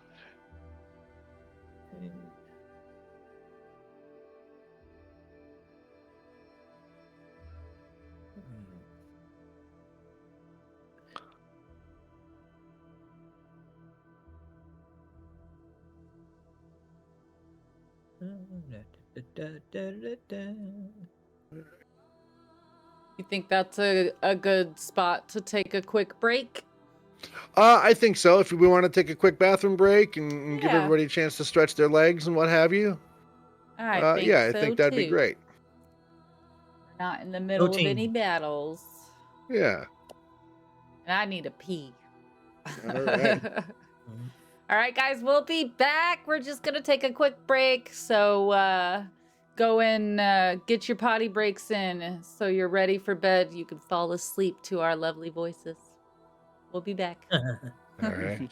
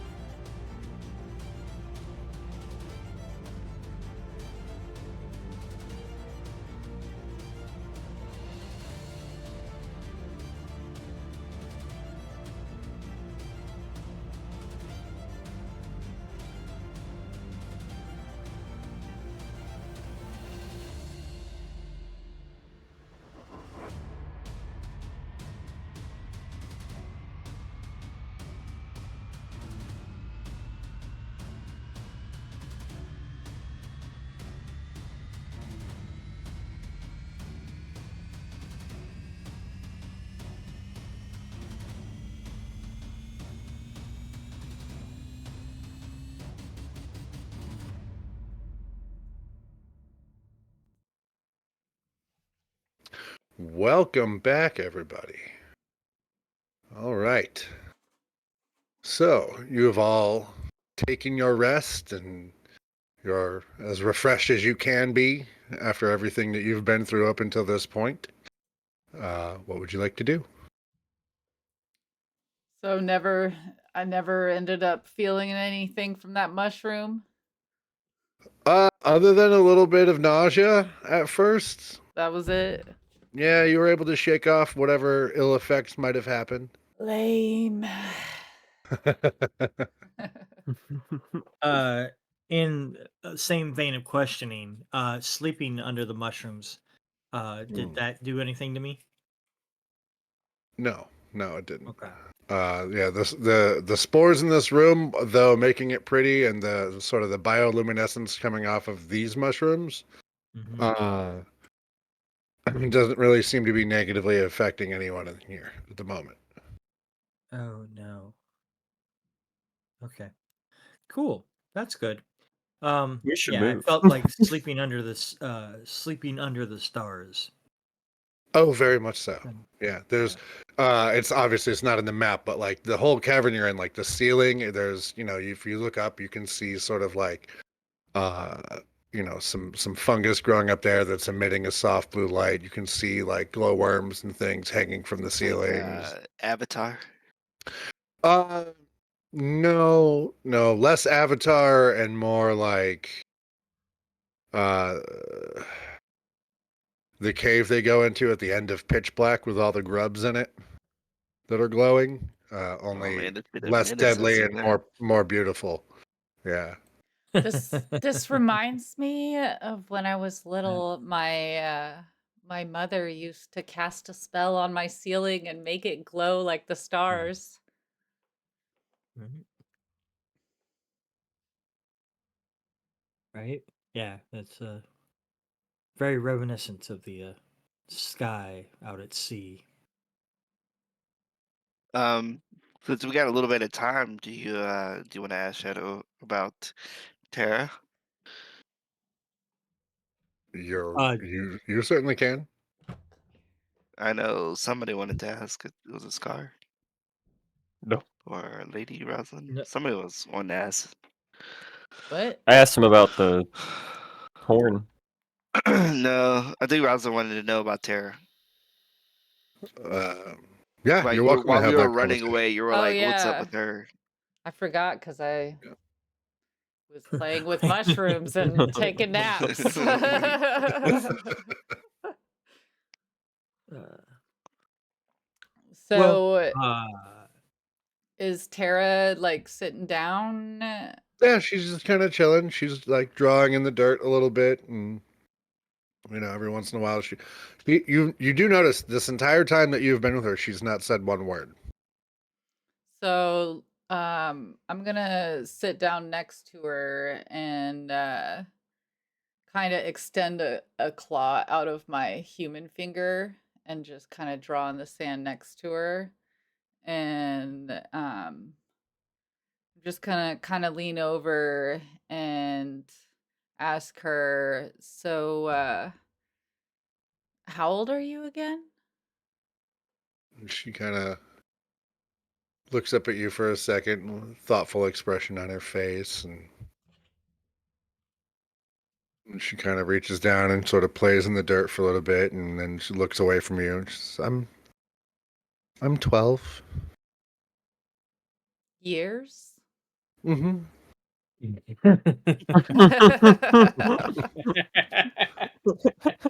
Yeah, I've been with Shadow for the last 2. He's Oh, been keeping me safe. how have you Can I, are managed? we? can I roll something to see if I I was can gonna say tell? real quick. Can we You're insight wel- that? you can Yeah. absolutely make an insight roll on that. Yeah, 16. she's 12. You can you get from her responses so far. She's not hiding anything. She's you do pick up on the feeling of like this little girl has not been around a variety of people much in her life, and certainly not for a long time. But beyond that, everything she's saying seems to be true. So I'm gonna ask Shadows, like, what's the deal with the Corolla? Well, her group has been hunting this young lady for longer than I've been with her, and we've been able to stay a couple of steps ahead of them for a long time now, and they caught up to us finally. Um, if it wasn't for you all, I don't know what would have happened. So why didn't they leave? They had her. Why did they not leave yet? They didn't have her. We got separated. I didn't know they didn't have her until we found her. Oh, so they didn't. They were hiding in that house. I see. When they came into town, it was chaos. People were running in every direction. I got knocked over by just a couple of uh, folks from the city. As they were running, we got separated. I got pulled with the crowd one way. She got pulled with the crowd the other way. So I Okay. want to thank all of you for just helping a stranger. That You must had have been you had really no reason scary to. for you. And she looks at you and she goes, It was. I don't like being away from him. He's nice. And there aren't a lot of nice people anymore. Not since Donald, but he's gone now. What happened to your parents? She shrugs her shoulders. Don't know. Never met him. Only person I've ever known other than Shadow that's cared was Donald. He's the one who found me, and she kind of grabs at the little necklace that she wears around her neck and holds that, and she goes, he was the one who started teaching me religion and training me. Is there a holy symbol on her necklace? It is, yeah. Uh, do is it a well-known religion, or should I Uh, roll religion? Yeah, no, it's you would recognize it. Anyone in this room would recognize it as belonging to the what is known as the Lord of Light. Oh, okay. So it's a very benevolent religion. They are widely regarded as healers, and they do a lot of work with sort of the less enfranchised members of society. A lot of cities will have where there is a temple that has access to their acolytes and things like that is a good place to go for medicine, healing, or even housing in certain cases in certain cities. The All right. very What kind of very temple? altruistic order of clerics. What kind of temple was it in the other town? In Briarhaven? Yeah. That Faith one of- was sort of that was sort of a amalgamation of many different faiths. Okay. They would have absolutely had a shrine to the Lord of Light there. Let's see. So, Shadow, what's your plan? Obviously escape, but what do you do after? Once we get back to the surface, my plan is to get this young lady uh, to Lord Graham, who you said was in Briarhaven. That's who we've been trying to get to for the last 6 months. Word is he can get us to Reluvia, where she can hide and be safe. Well, it looks like our goals align for a bit. You're heading to Briarhaven? Yeah. We have to report back to him and let him know what's going on here. Well, then, if you don't mind, I think we'd like to travel along that road with you all for a little while. It's feel a lot safer. At With hearing some- that, I'm like, yeah. As soon as we find that road, It's like, well, we shouldn't be too far from the surface now. I'm gonna start to inspect this bridge. Okay. While these conversations are continuing. Sure.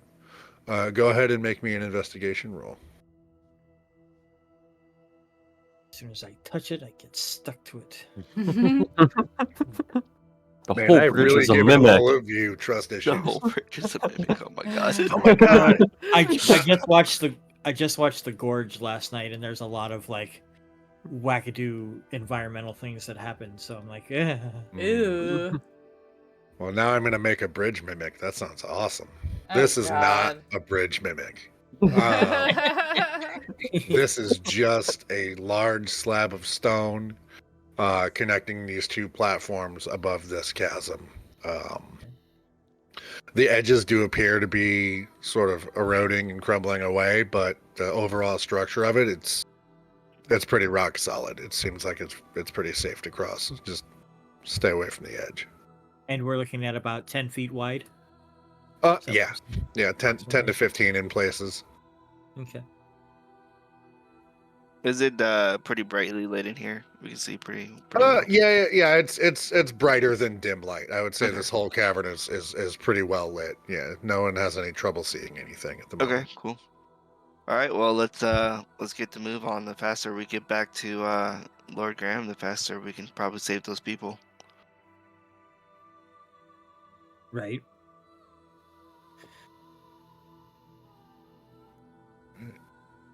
What is your marching order going to be going down this? Um, I'll probably head up front. I'll take up the rear. All right. I'll be back with the commoners in front of Vivhik. Okay. I'll be behind Scar. And then Shadow will be right here. All right. I'm just going to grab the whole group and start moving everybody a little bit. Sounds good.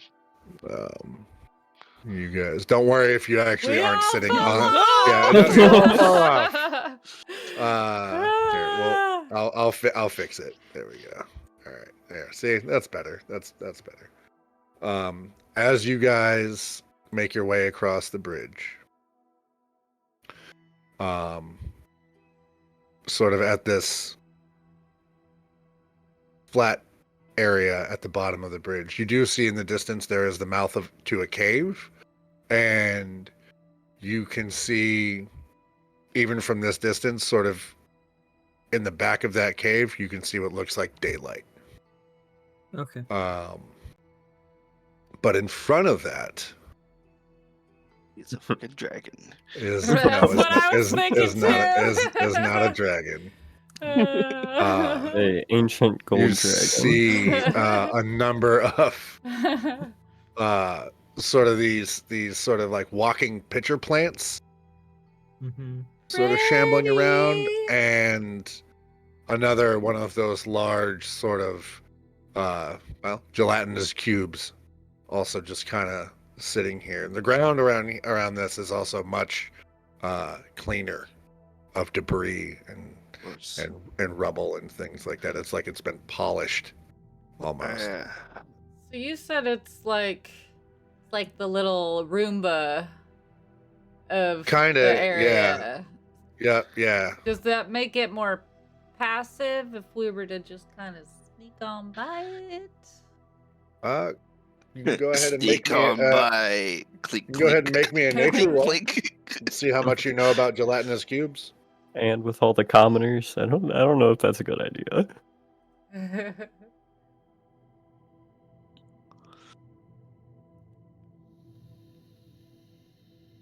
You don't know much about them, but what you do know, the stories that you've heard, is that while they do tend to keep dungeons, certain parts like lords will actually have them sort of not trained, but released into dungeon spaces or storerooms and things like that to sort of scour the floor and keep things clean. They can kind of be directed of sorts, not tamed in any way, but guided. But they are very much like, when a spider's web gets disturbed, if something gets too close to them, they will just instinctively kind of lash out at it. Roz, do you think you might be able to command that cube? Maybe. I'm not too worried about the fungus. The cube, though, I do not like. I like my gear. So I don't wear gear. I could kill it. I sign. I don't Screw you worry. guys. um, do let's we? cross that bridge whenever we have I to. can let's command it cross this to bridge first. halt, and then we could go around it. Yeah, that'll be good. I look at Tessa or Tara and ask, "Hey, do you think you might be able to do that bless spell again?"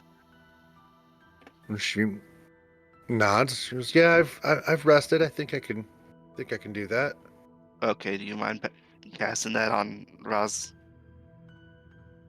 Well, I can do it on a couple of people. Okay, I just know pick who you I want can to. give a blessing on a few people if other people need it. Um, That would be so helpful. Thank you. yeah. And she kind of pulls out her prayer, her holy symbol, and walks over, and she kind of grabs you by the hand, Rosalyn, and you feel sort of a warmth Ooh, that kind of flow tickles. from her into your palm, and then she walks over and gives Straw Bill. She kind of walks over to you and gives you a little, like, reaches up. She's just a little shorter than you and kind of scratches you under your beak a little bit. Okay, Yeah. hold on, wait a minute. When she reaches out to touch me, because of my vision that I've just had of her, I will clasp her hands and look to see if her hands have scars on the outside on their knuckles. Go ahead and make Resonate me an spells, these things, investigation or roll. yeah, and then I will politely tell her 5. No, I wouldn't notice anything. But I mean, they're a um, kid's hands. They don't. There's nothing like what you saw in your vision. right. She's definitely dirty and beat up from being on the road for a while, though. Yeah, I'll like kind of like be like, who would much more need this than I would be Vivhik. Our magics don't really align. She goes, "Oh, okay." And then she kind of walks over and she goes over to Vivek and she just kind of gives you like a little boop in the side because she can't reach your head because you're too tall. So she just kind of like pokes you in the side. But where she touches you, even through your armor, you feel sort of this soothing warmth kind of flow through you. And then she walks back over to Scar and kind of looks at you for a second. She goes, holds out her hand and she goes, "May I?" I'll lay my hand. I'll like shake her hand, basically, kind of. And you put your hand in hers, and same thing. You feel that sort of warmth kind of flow into you. And the three of you are now blessed. Thank you. Okay. You're welcome. Let's try not to engage too much with the cube if we can avoid it. The command, is that a concentration spell? It's instantaneous wisdom saving throw. Okay. Cool. What do you think, Shadow? You think you can take care of some of these fungus from a distance? I can try. There's something I've been meaning to use for a minute now. Let me see if I can do it. And he kind of reaches into his quiver and he comes Got, forward like, for a second. multi-shot.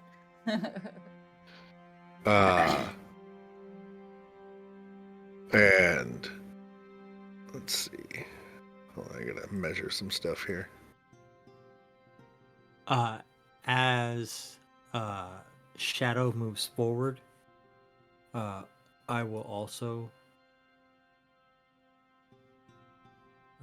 But I need to be way further or way closer. Okay. So yeah, he pulls an arrow from his quiver and knocks it into his bow, and then When he draws it back so that the arrow is sort of right next to his lips, and he whispers a word to it. And you see again that same sort of green pulse along his tattoos. It starts sort of behind his shoulders on both arms and then flows down into the arrow and into the bow. And then he releases an arrow, and as it flies down, it splinters into several different arrows. Oh, nice. And that will hit. But when he does that, now I gotta get.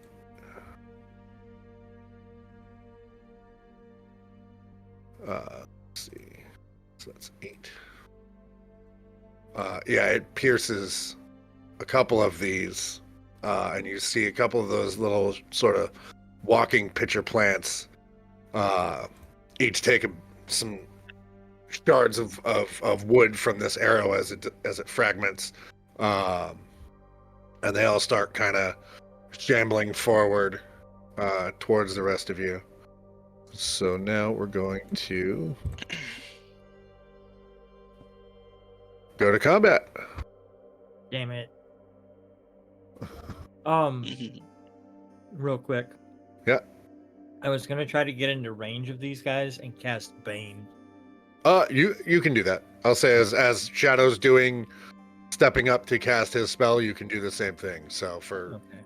Can I get close enough that it's not going to be 2 turns before I can attack the funguses? you can move forward a little bit. Yeah. All right, cool.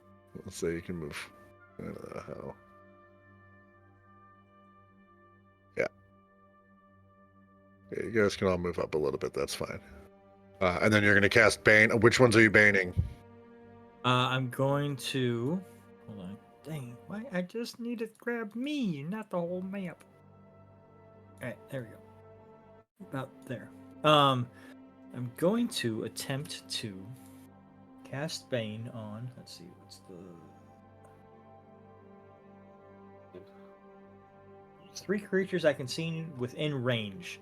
So it's going to be A, B, and Gelatinous Cube. Okay. And there's no saving throw or anything like that, is there? It just happens. Charisma saving throw.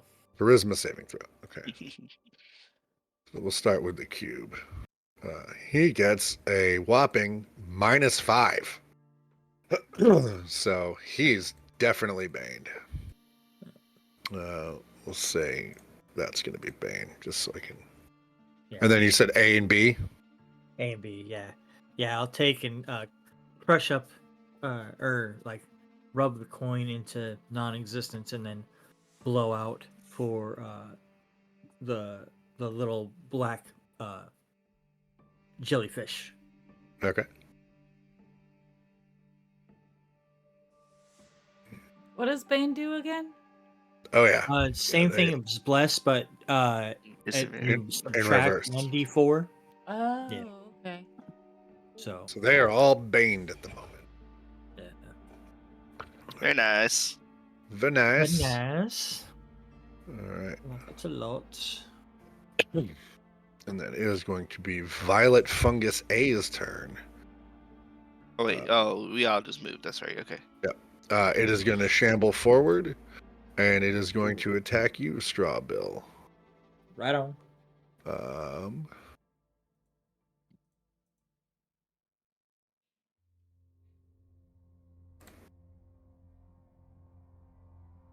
So that is going to be hold on. Well, 19 to hit. Yeah. Oh, yes. That'll be 4 points of necrotic damage. Okay, I have a reaction. Okay. Hellish Rebuke. Oh. Go ahead.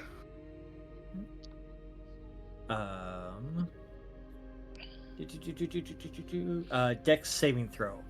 It'll take 2d10 fire damage. Half damage on a successful save. Nope. So go ahead and roll your damage. And what does it look like when you use this ability of yours? When that happens, a kind of purplish glow kind of like surrounds me, and then a very phantasmal, ethereal, like wave. It doesn't look like fire. It looks like water shooting out from me. Oh. Like smacks the person, and then it'll like recede as like water is flowing away. Okay. All right. Go ahead and roll your damage as this wave of energy cascades from you. Okay. 2d10, 2d10. Oh, actually, here I'll just use the button. Oh yeah. 17. As that wave hits it, Oh, you rolled 3d10. Yeah. Yeah, that's because I am now. That's what the sheet gave me. well, we'll ignore the lowest roll like we do when we roll for our stats and that's still enough. Okay. It is still enough. As that wave hits that fungus and just kind of causes it to sort of crumple in on itself. Like a And then delicate plant being hit with a massive tidal wave would just be obliterated. And you said how much damage? Necrotic damage from that guy? From that guy, that was 4 points of necrotic damage. Yes. But yeah, you absolutely annihilate him. Okay. All right, next is going to be Fungus C, who is going to shamble forward and also attack you. Mm-hmm. He is going to once. Will an 11 hit? No. So he sort of slaps at you with this plant-like fleshy pseudopod, and as it sort of swipes by, you can smell like rot and decay coming off of it. I see. Ooh, that's the one we wanted to eat. Next is going to be D.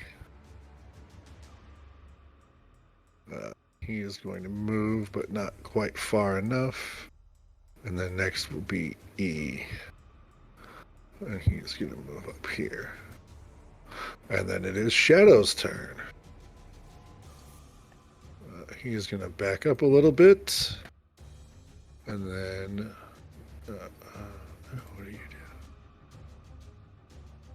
do? We don't want to do that. He is going to... You see on the cube...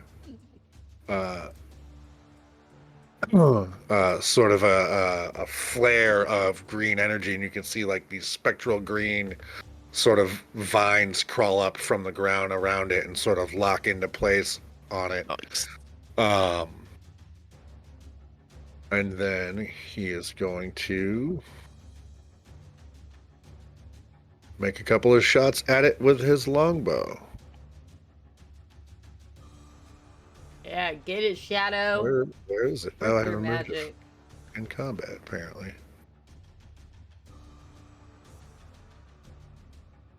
All right. So, oh yeah, that'll definitely hit.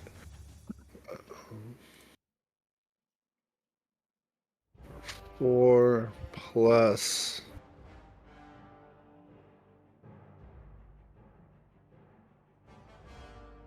So that's 9 damage, and then he's going to do that again.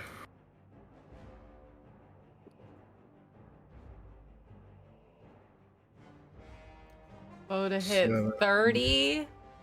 Yeah, he's a beast when he wants to be. Jeez. 6. Kitty, you're in the way. 15. And then he gets... Nope. He gets one more. And that will Jesus. also hit.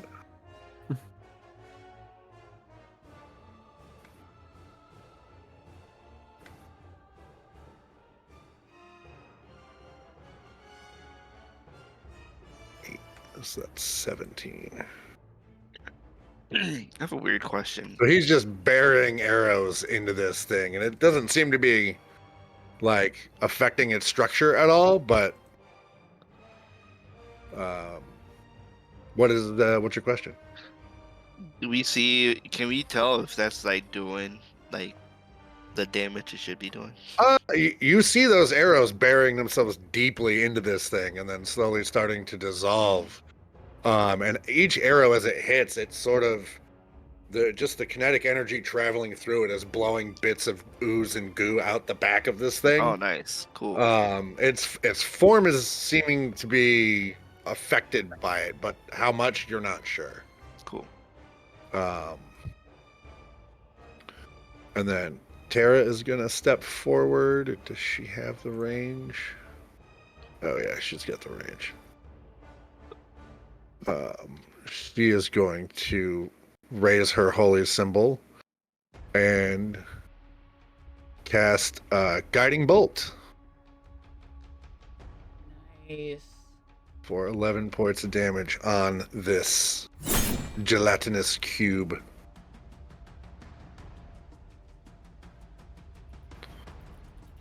And you see it now as when she hits with that, like the whole cube is sort of lined in this glowing sort of golden light. Scarred, is your turn. All right. I will.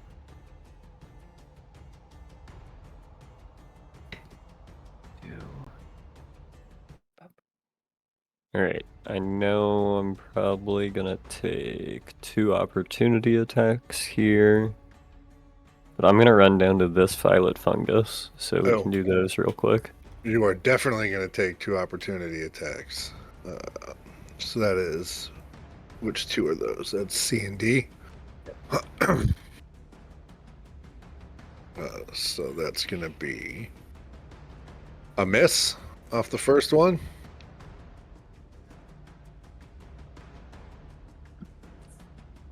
Yep.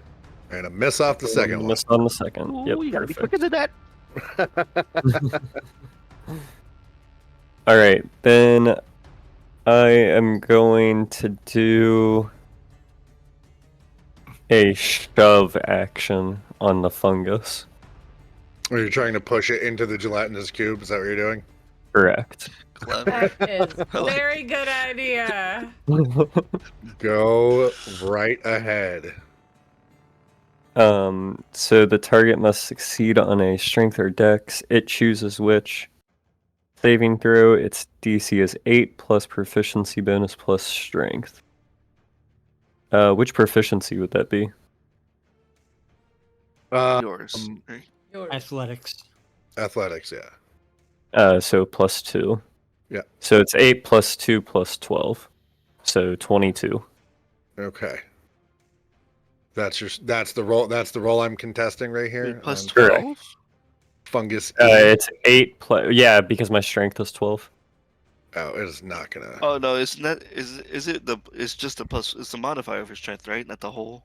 No, it says, Yeah, it's- on the other things it says like strength modifier. Oh, But- okay. Yeah, it's fine. It's just a little fungusy plant. So you do. You just kind of pick it up and just shove it through the Or air. is it strength mod? I'm not sure. And it hits the gelatinous cube and sinks in.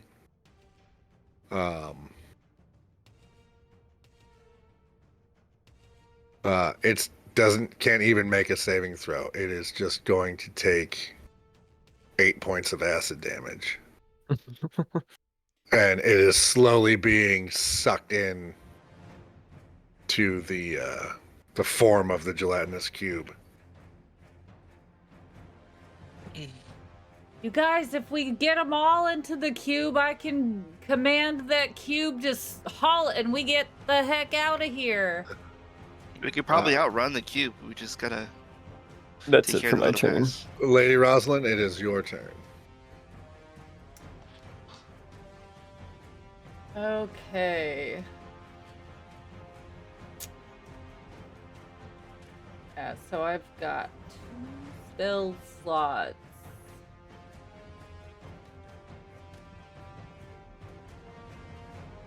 All right. I'm going to.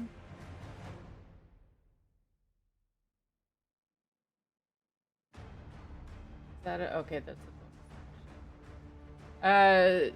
I'm going to.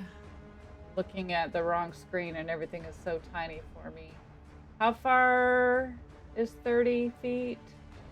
From where you are, it is right next to Fungus D. Yes, So D. right about there.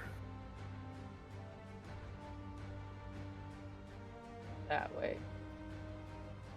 Yep. So you will get an opportunity attack from Fungus C if you go that way. Oh. I can go around this way?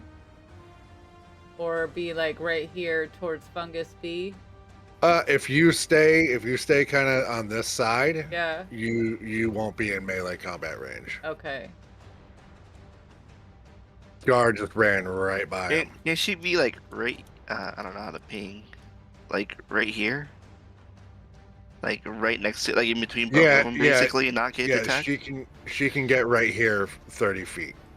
This is 30 feet from where she was, so she can get to this far. I'm assuming you tried to swipe at both.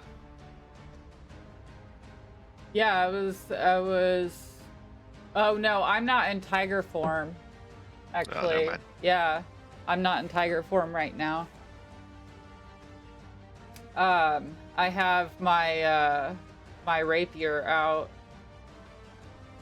and I'm gonna. Can I can't reach B, can I? No, I don't think so. No, you cannot. Okay, so I moved right about here. Then and I'm gonna hit. What is that? The one that's are we got like advantage here? You would on The one Fungus in C. the okay. Yeah, Yeah. and he's close enough for you to hit. You can get a melee range with him and do combat. Okay. First, as a bonus action, I'm going to cast my Crimson Right. So I'm gonna take 1d4 of necrotic damage. And you see me like just run my hands along my blade, and as my fingers are moving across that blade, electricity just lights up on my blade. And then I'm going to hit him with an attack.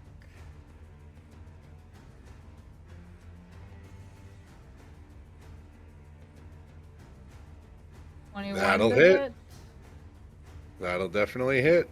So that plus my Crimson Right damage. So 17 points of damage. Yeah, you sliced a huge chunk of material off of this thing. It is basically just kind of like squirming on the ground. It's not dead, but it is very, very close. Is there any way that we could like kick these off this bridge into the netherworld? You can certainly try. How do I do that? Well, shove. A shove? Do I have Mhm. to roll something for that? I think you already be a used sp- your actions, right? I used my action. You can do it as a bonus action, I believe. I thought she just Yeah, did her it is an bonus. action. It's Oh, it's an action. All right. Well, then Yeah. next turn you can shove it. Okay. Damn it. Cool. I don't use those actions that I don't use them a lot. I need to use them more. All right, Straw Bill, you are up. You've got a very weak violet fungus in front of you. Mm-hmm.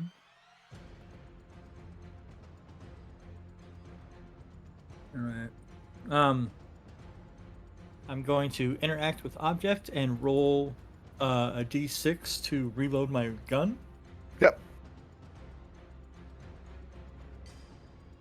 What does the D6 do when you roll to reload your gun? You successfully reload it. No issues. Oh, you could fail.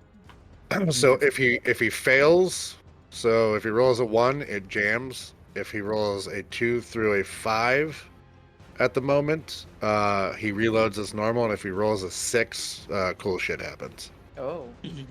Oh. I can't wait till you roll a 6. Right.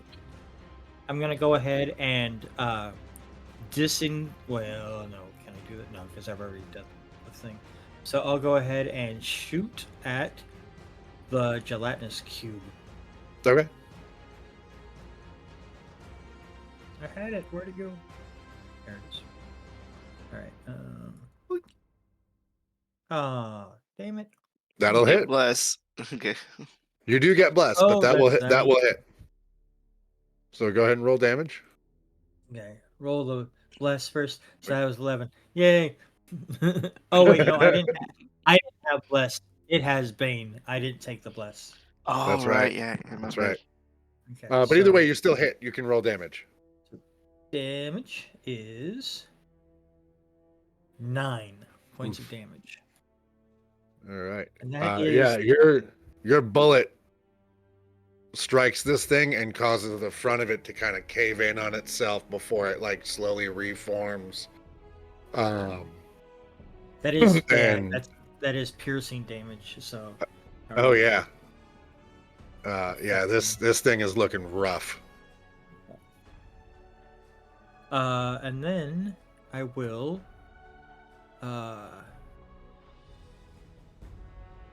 action, attack, bonus action, reaction. No, yeah, that's my move. All right. Vivhik, you're up.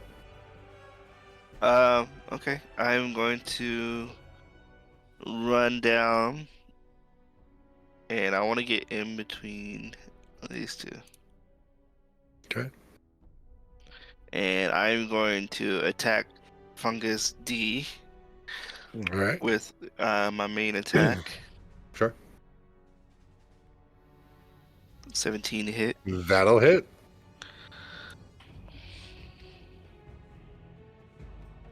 Seven damage. All right. Yeah, you slice a chunk off this thing. It's still moving around, Okay. and you see its sort of pseudopods start trying to sort of swipe towards you again. But I'm gonna cleave C. okay.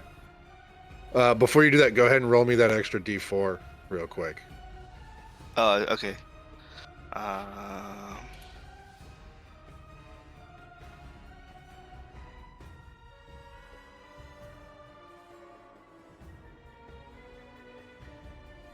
It's 3. Okay. All right. And yeah, you notice when you hit it, like it seems to sort of blow it, force it to the side a little bit. You know, again, like you're hitting a lot harder than you intend to, even though you're trying to kill these things. Cool. So I rolled a 9 to hit the other one. Should I roll a D4 for a bless? A 9 to hit. Yeah. Which one are you going after? Oh, C. I guess I have advantage on that. C? Maybe. You would, but a 9 will hit. Okay. And that will be this minus the modifier. So just wait for the dice rolls. No, you're good. He had 1 hit point left. Gotcha. Yeah, you destroy C easily. Kind of just crush it into the ground with the butt of your halberd. And then for my bonus action, I am going to pull strike the other D again. Okay.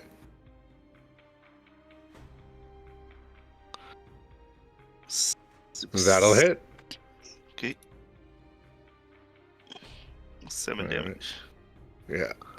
Go ahead and roll me that D4.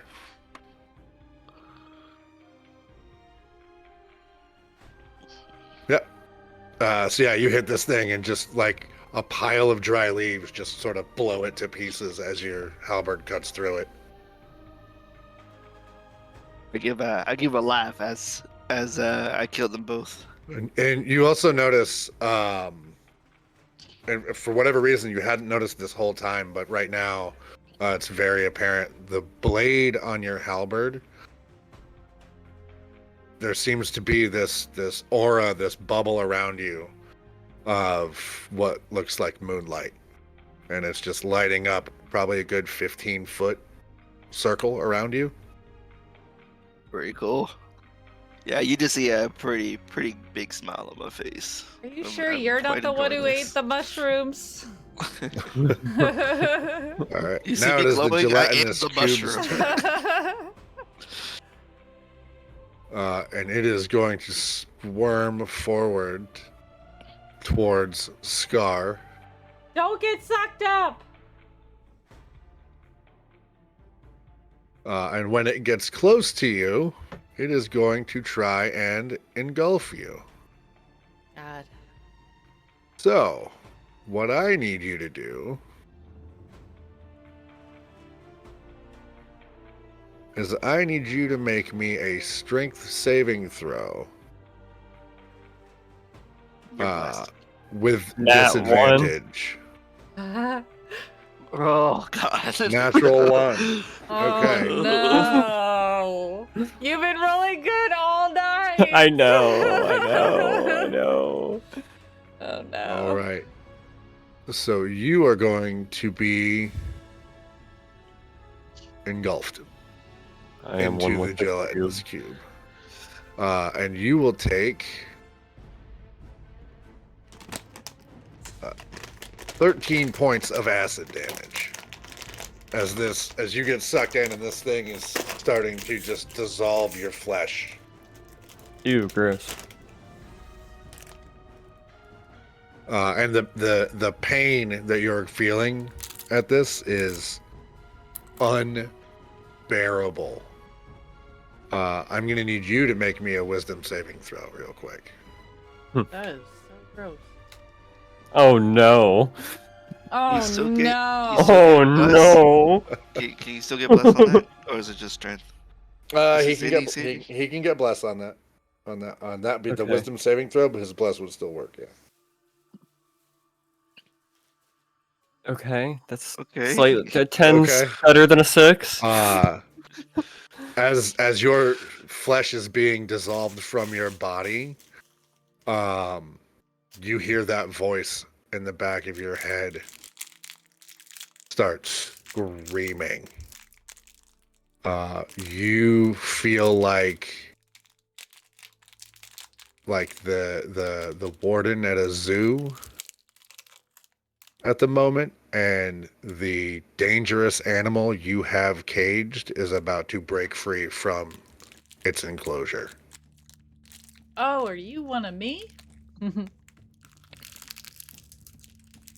then that'll be Shadow's turn.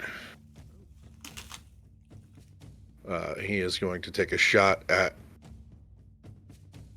the gelatinous cube.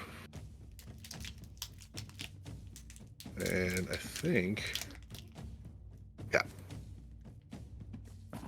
Yeah. So he fires another arrow at this cube.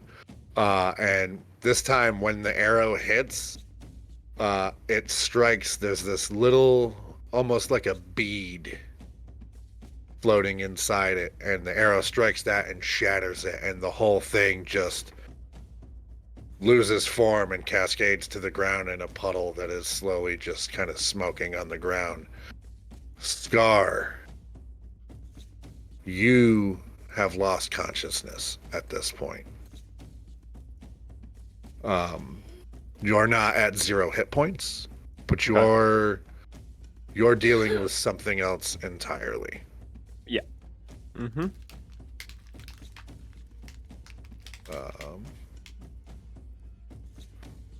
And that will end combat. Oh, no, it won't. There's still a violet fungus. Yeah. Yeah, good. Hold on.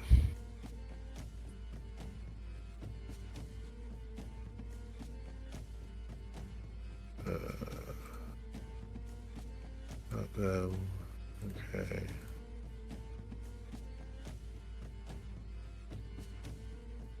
All right. So that will. I screwed that all up. So that's Tara's turn. So she is going to come down here and grab her holy symbol and whisper a silent prayer. She is going to heal you for 12 points of damage, Scar. Right. And then it is your turn. I'm going to need you to make me a wisdom saving throw again. Nat 1. What? All right. Oh my god. We'll get to that. Yep. Vivhik, it's your turn. I'm going to go over to his fungus and try to get rid of that real quick. Okay. 13 to hit. That'll hit. Was it D4? Sure, that should be enough. Yep. How much was that? 12 on the eclipse. Oh yeah. And then, Oh yeah. yeah. Yeah, it's dead. It's dead. Oh. Oh, it says well. the DM has paused the game session. Yeah, I hit the wrong button. I almost ended the session. I guess When so many God buttons to says click. no, he means no. Yeah, right. All right. So yeah, you're able to handle that just fine. You carve through it, and it like then, dry leaves on the wind. It just sort of scatters. I kind of like just hit him like I expected to kill him, and then it's go to like Scar's side and try to examine and see if I can I don't know, do some sort of help action or something. Go ahead and he's lay on laying hands. there right now with his eyes closed. His breathing is heavy. He's covered in slime. Go ahead and make me a medicine check. Okay.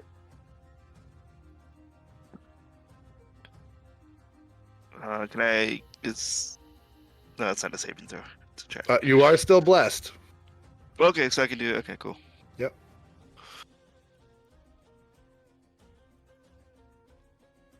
Unfortunately, you do not know what ails him. You don't know what happened. You've seen him shrug off far worse than this. Okay. You have no idea Mm-hmm. how to help him at the moment. I'm gonna yell to the party. It's like, I don't know what's going on with him, but get the rest of the people out to the entrance. Yeah. All right.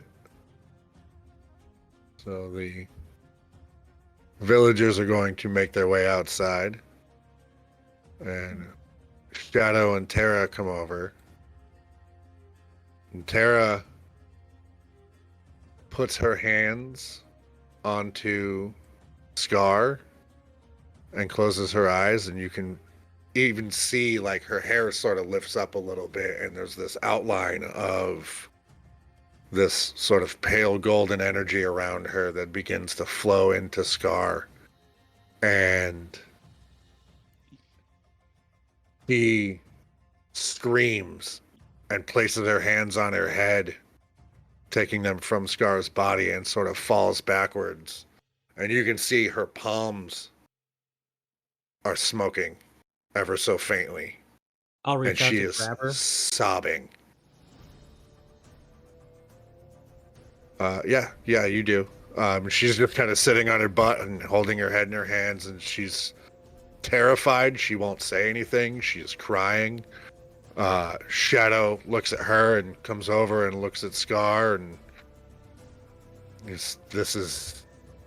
needs help. We need to get him out of here now. All right, I'll carry him.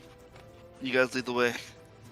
All right. When I look into Tara's eyes and see her frightened state, Mm-hmm. Our eyes are the same. Like, her and my eyes are both different colors. Heterochromia? So I'm kind of like not pleading with her, but trying to get her to to have like this kind of calming effect on her through I'll try to persuade her to kind of calm down. Mm-hmm.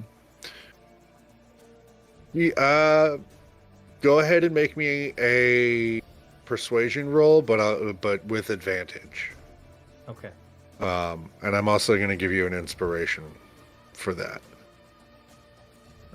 Okay. 14 is what I get. Yep. And then I already had I still have inspiration from the last Okay. time. You can. I think you can stockpile it, can't you? You can get another one. Not anymore. It's Oh, they did away with that? Yeah, I can only use. Lame. Okay. Yeah. But Alright. I really like that though. yeah, I will then like as I kind of shuttle her out to Shadow, like yeah, I try to be as comforting as I can because I want her to trust me so we can talk later. Well, so Vivhik is carrying Scar. Shadow's going to lead the way, and Tara is walking with you. She actually, at this point, when you speak to her and comfort her, and she kind of locks eyes with you for a second, she takes your hand and allows you to like pick her up and sort of start leading her out, and she just squeezes your hand tighter and kind of pulls your arm close to her and does not want to let go of your hand. So she is just going to walk out with you, trying to stay close behind Shadow, but also staying with you. You're her teddy bear now. Yeah, she kind of reminds me again of my little sister. So Lady Rosalyn's gonna walk up on the other side and just touch her on the shoulder and cast Prestidigitation to clean her up from all of the dirt and grime that she's experienced over these last few days. and she is a very pretty young girl. You now that she doesn't have the grime all over her and everything, like she's a sweet kid, and it's seeing her cleaned up actually makes the whole thing all that much sadder. How you guys have met her. You can kind of imagine her as being just another little lady at court at home, playing in the square with dolls and that sort of thing. Can we keep her? I give you I don't know if we're gonna have a choice, to be honest.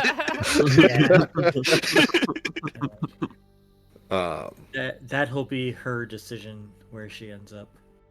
But you guys go through the cave, and it takes you up through, a little ways, and eventually it spits you out into a forested area. That's pretty cool. Yeah. That's frightening. Uh, That looks like that place in Valheim. Right? I was thinking the same thing. So yeah, you guys wind up just in the woods, and there are these ruins. The forest, the landscape in this entire country are dotted with. These are all not well-known landmarks because there's enough of them around that they're remnants of the Great War thousands of years ago, the Calamity. And every once in a while, a finger or a face or even a massive weapon that would once be held by a hand like this can be found somewhere in the countryside. It's not unusual at all to stumble across those things. But you wind up in a very peaceful clearing in this place. Like a petrified giant? Kind of. like I said, that's scary as fuck. Right. I will.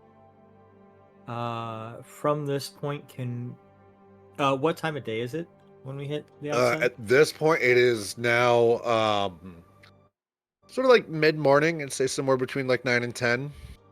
Okay.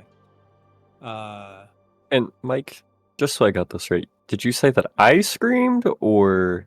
No, Tara. She did. Oh, okay. When Okay. she touched you, she screamed. Gotcha. I didn't get affected by carrying him or anything, right? I don't. What's that? So I was going to carry him out. I didn't get affected or see anything, right? No. Okay, just making sure. He's heavy. He's hot. He's covered in goo. But other than that, he's just your friend that needed help at this point. Nothing bad happens to you. I'm gonna go to Rosalyn and be like, "Hey, can you clean this guy up?" Yeah, I'll touch him on his shoulder and cast prestidigitation on him. Sure. Yeah, you're able to, all the yuck that's on him sort of whisks itself away. But Scar is still out of it.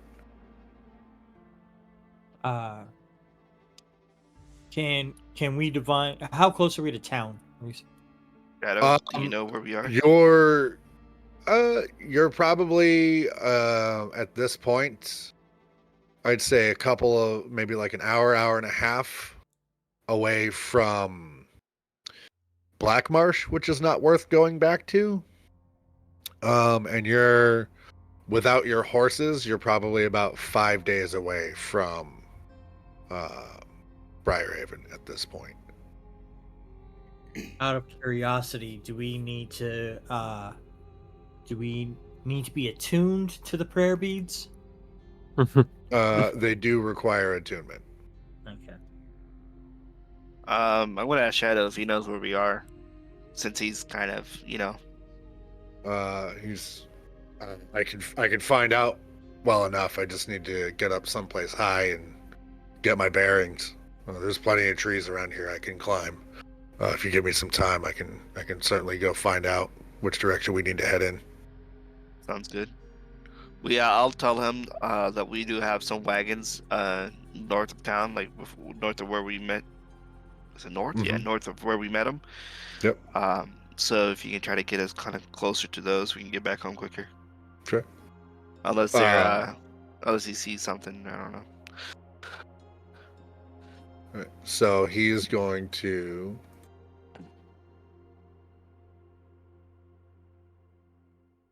go and find out where you guys are at.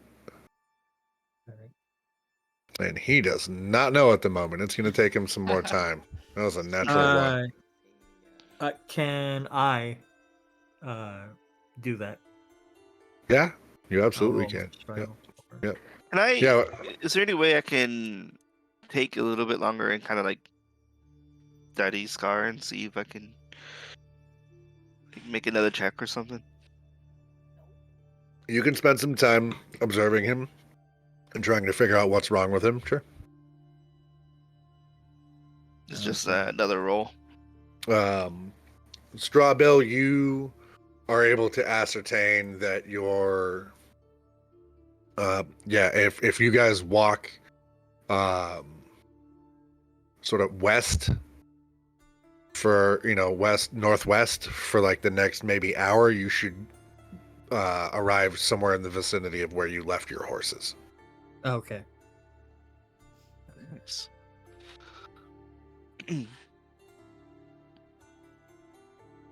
I will relay that to the group.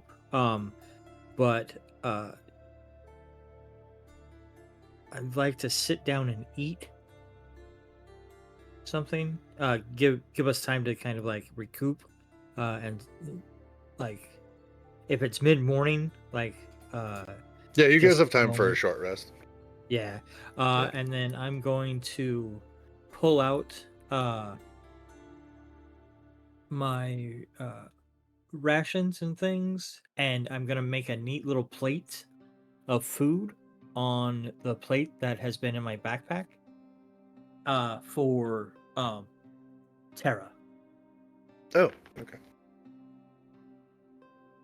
So I will learn something about an item that I have. Ah, yes. So you pull out your that plate that you found in the bowels of the gauntlet, and you get out some of your rations and things, and you put them on there. And after they sit on there for a couple of seconds, not even quite half a minute, all of a sudden you see everything that you've set on the plate just reduces in size till it's about the size of a marble. Doesn't change, nothing changes shape if it was already that big, but like you put like a dried piece, like a nice meaty dried piece of sausage on there, and it shrinks down to something about the same size as the bullets that you load into your gun. At first, when I see, like, I'm not really watching, like I gave the plate of food to her, and then I'll like turn around and then turn back around, like as I'm like putting stuff back in my bag, and then I'll be like, "Oh, you already finished it. Oh, wait, what? What is that?" And she's like, "This is all you gave me. There's not much of a snack on here. I don't." There was more. There was more on it just a minute ago. This is all, and she like picks up a piece and eats it. And she's like, "It tastes really good."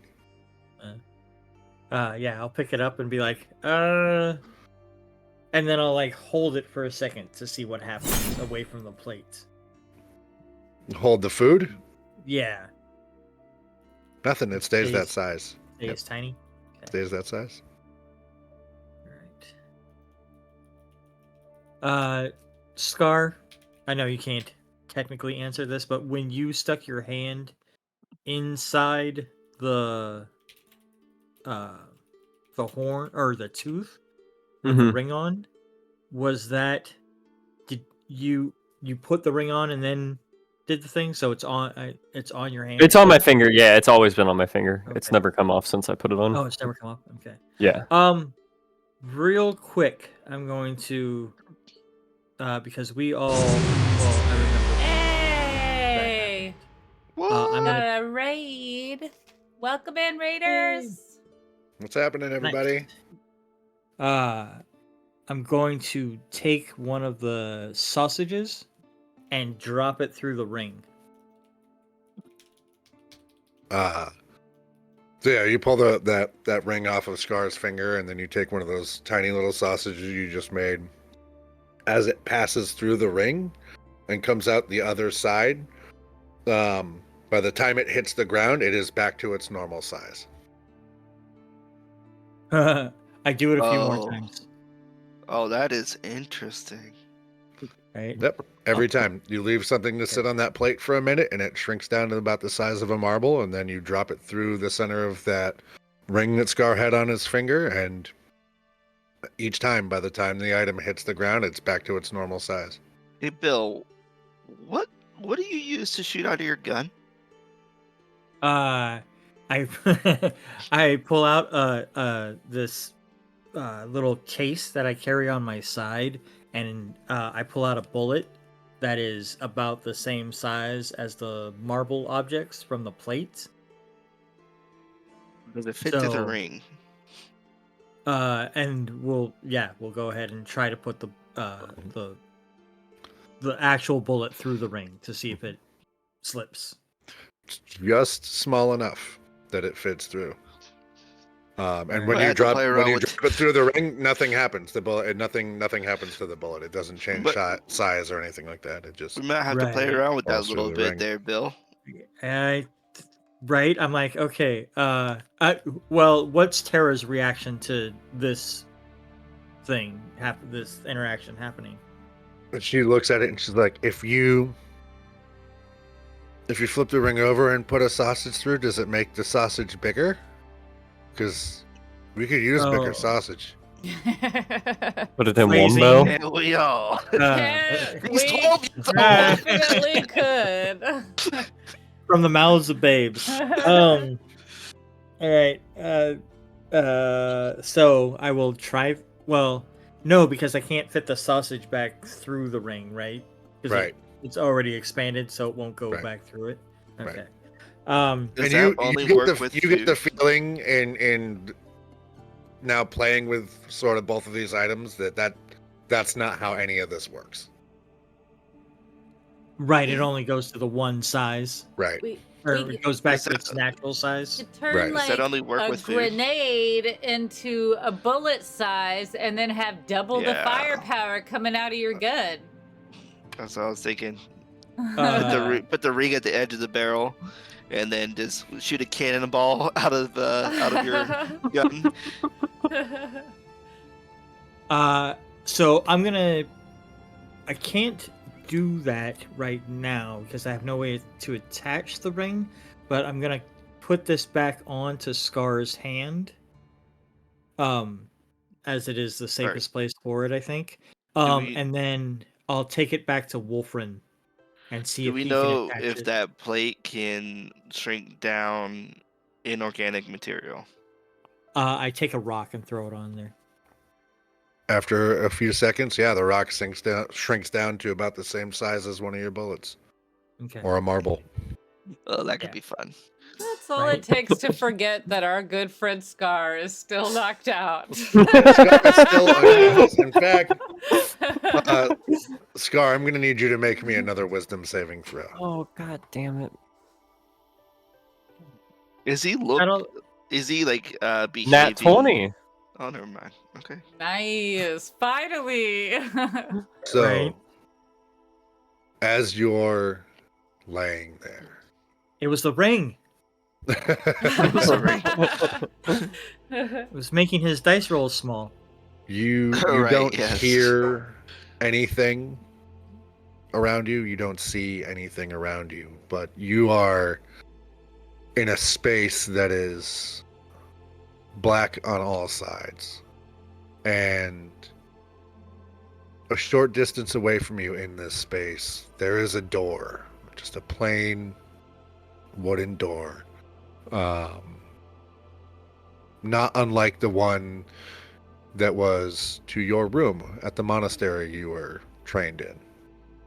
And that door is banging and shaking as though something on the other side of it is trying to get through. With that roll that you just made, when that door flies open, you are able to run forward before it opens too far and slam it shut and lock it again. What the rest of you see while Scar is laying on the ground having this experience is he begins to have a seizure and starts to convulse. And smoke and steam is pouring off of his body. And then, as quickly as it begins, it stops. His breathing returns to normal. The vapor around him dissipates. It even seems as though a little bit more sunlight filters its way through the trees into this clearing that you found yourselves in. And Scar draws a deep breath and slowly opens his eyes. And I think that's going to be a very good place for us to end our session tonight.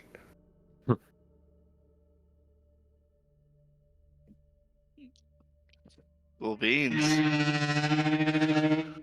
Nice. Oh, look at that. Just Well, we just got a bunch of gifteds. Oh my God! yeah. I can't. Yeah. I'm not even watching the chat right now. But I whatever was you totally did, whoever you muted. did, you're Thank awesome. you, Link. You're amazing. thank you you so give much. Oh my God, too Link. much. Link, I will say this every time you come up. Link is a savage. and I love him so for it. awesome. I still can't believe last week's subs he gifted. Yeah, we're gonna need to raise a statue to this guy. Yeah, for reals. Honor him in the Hall of Heroes or something.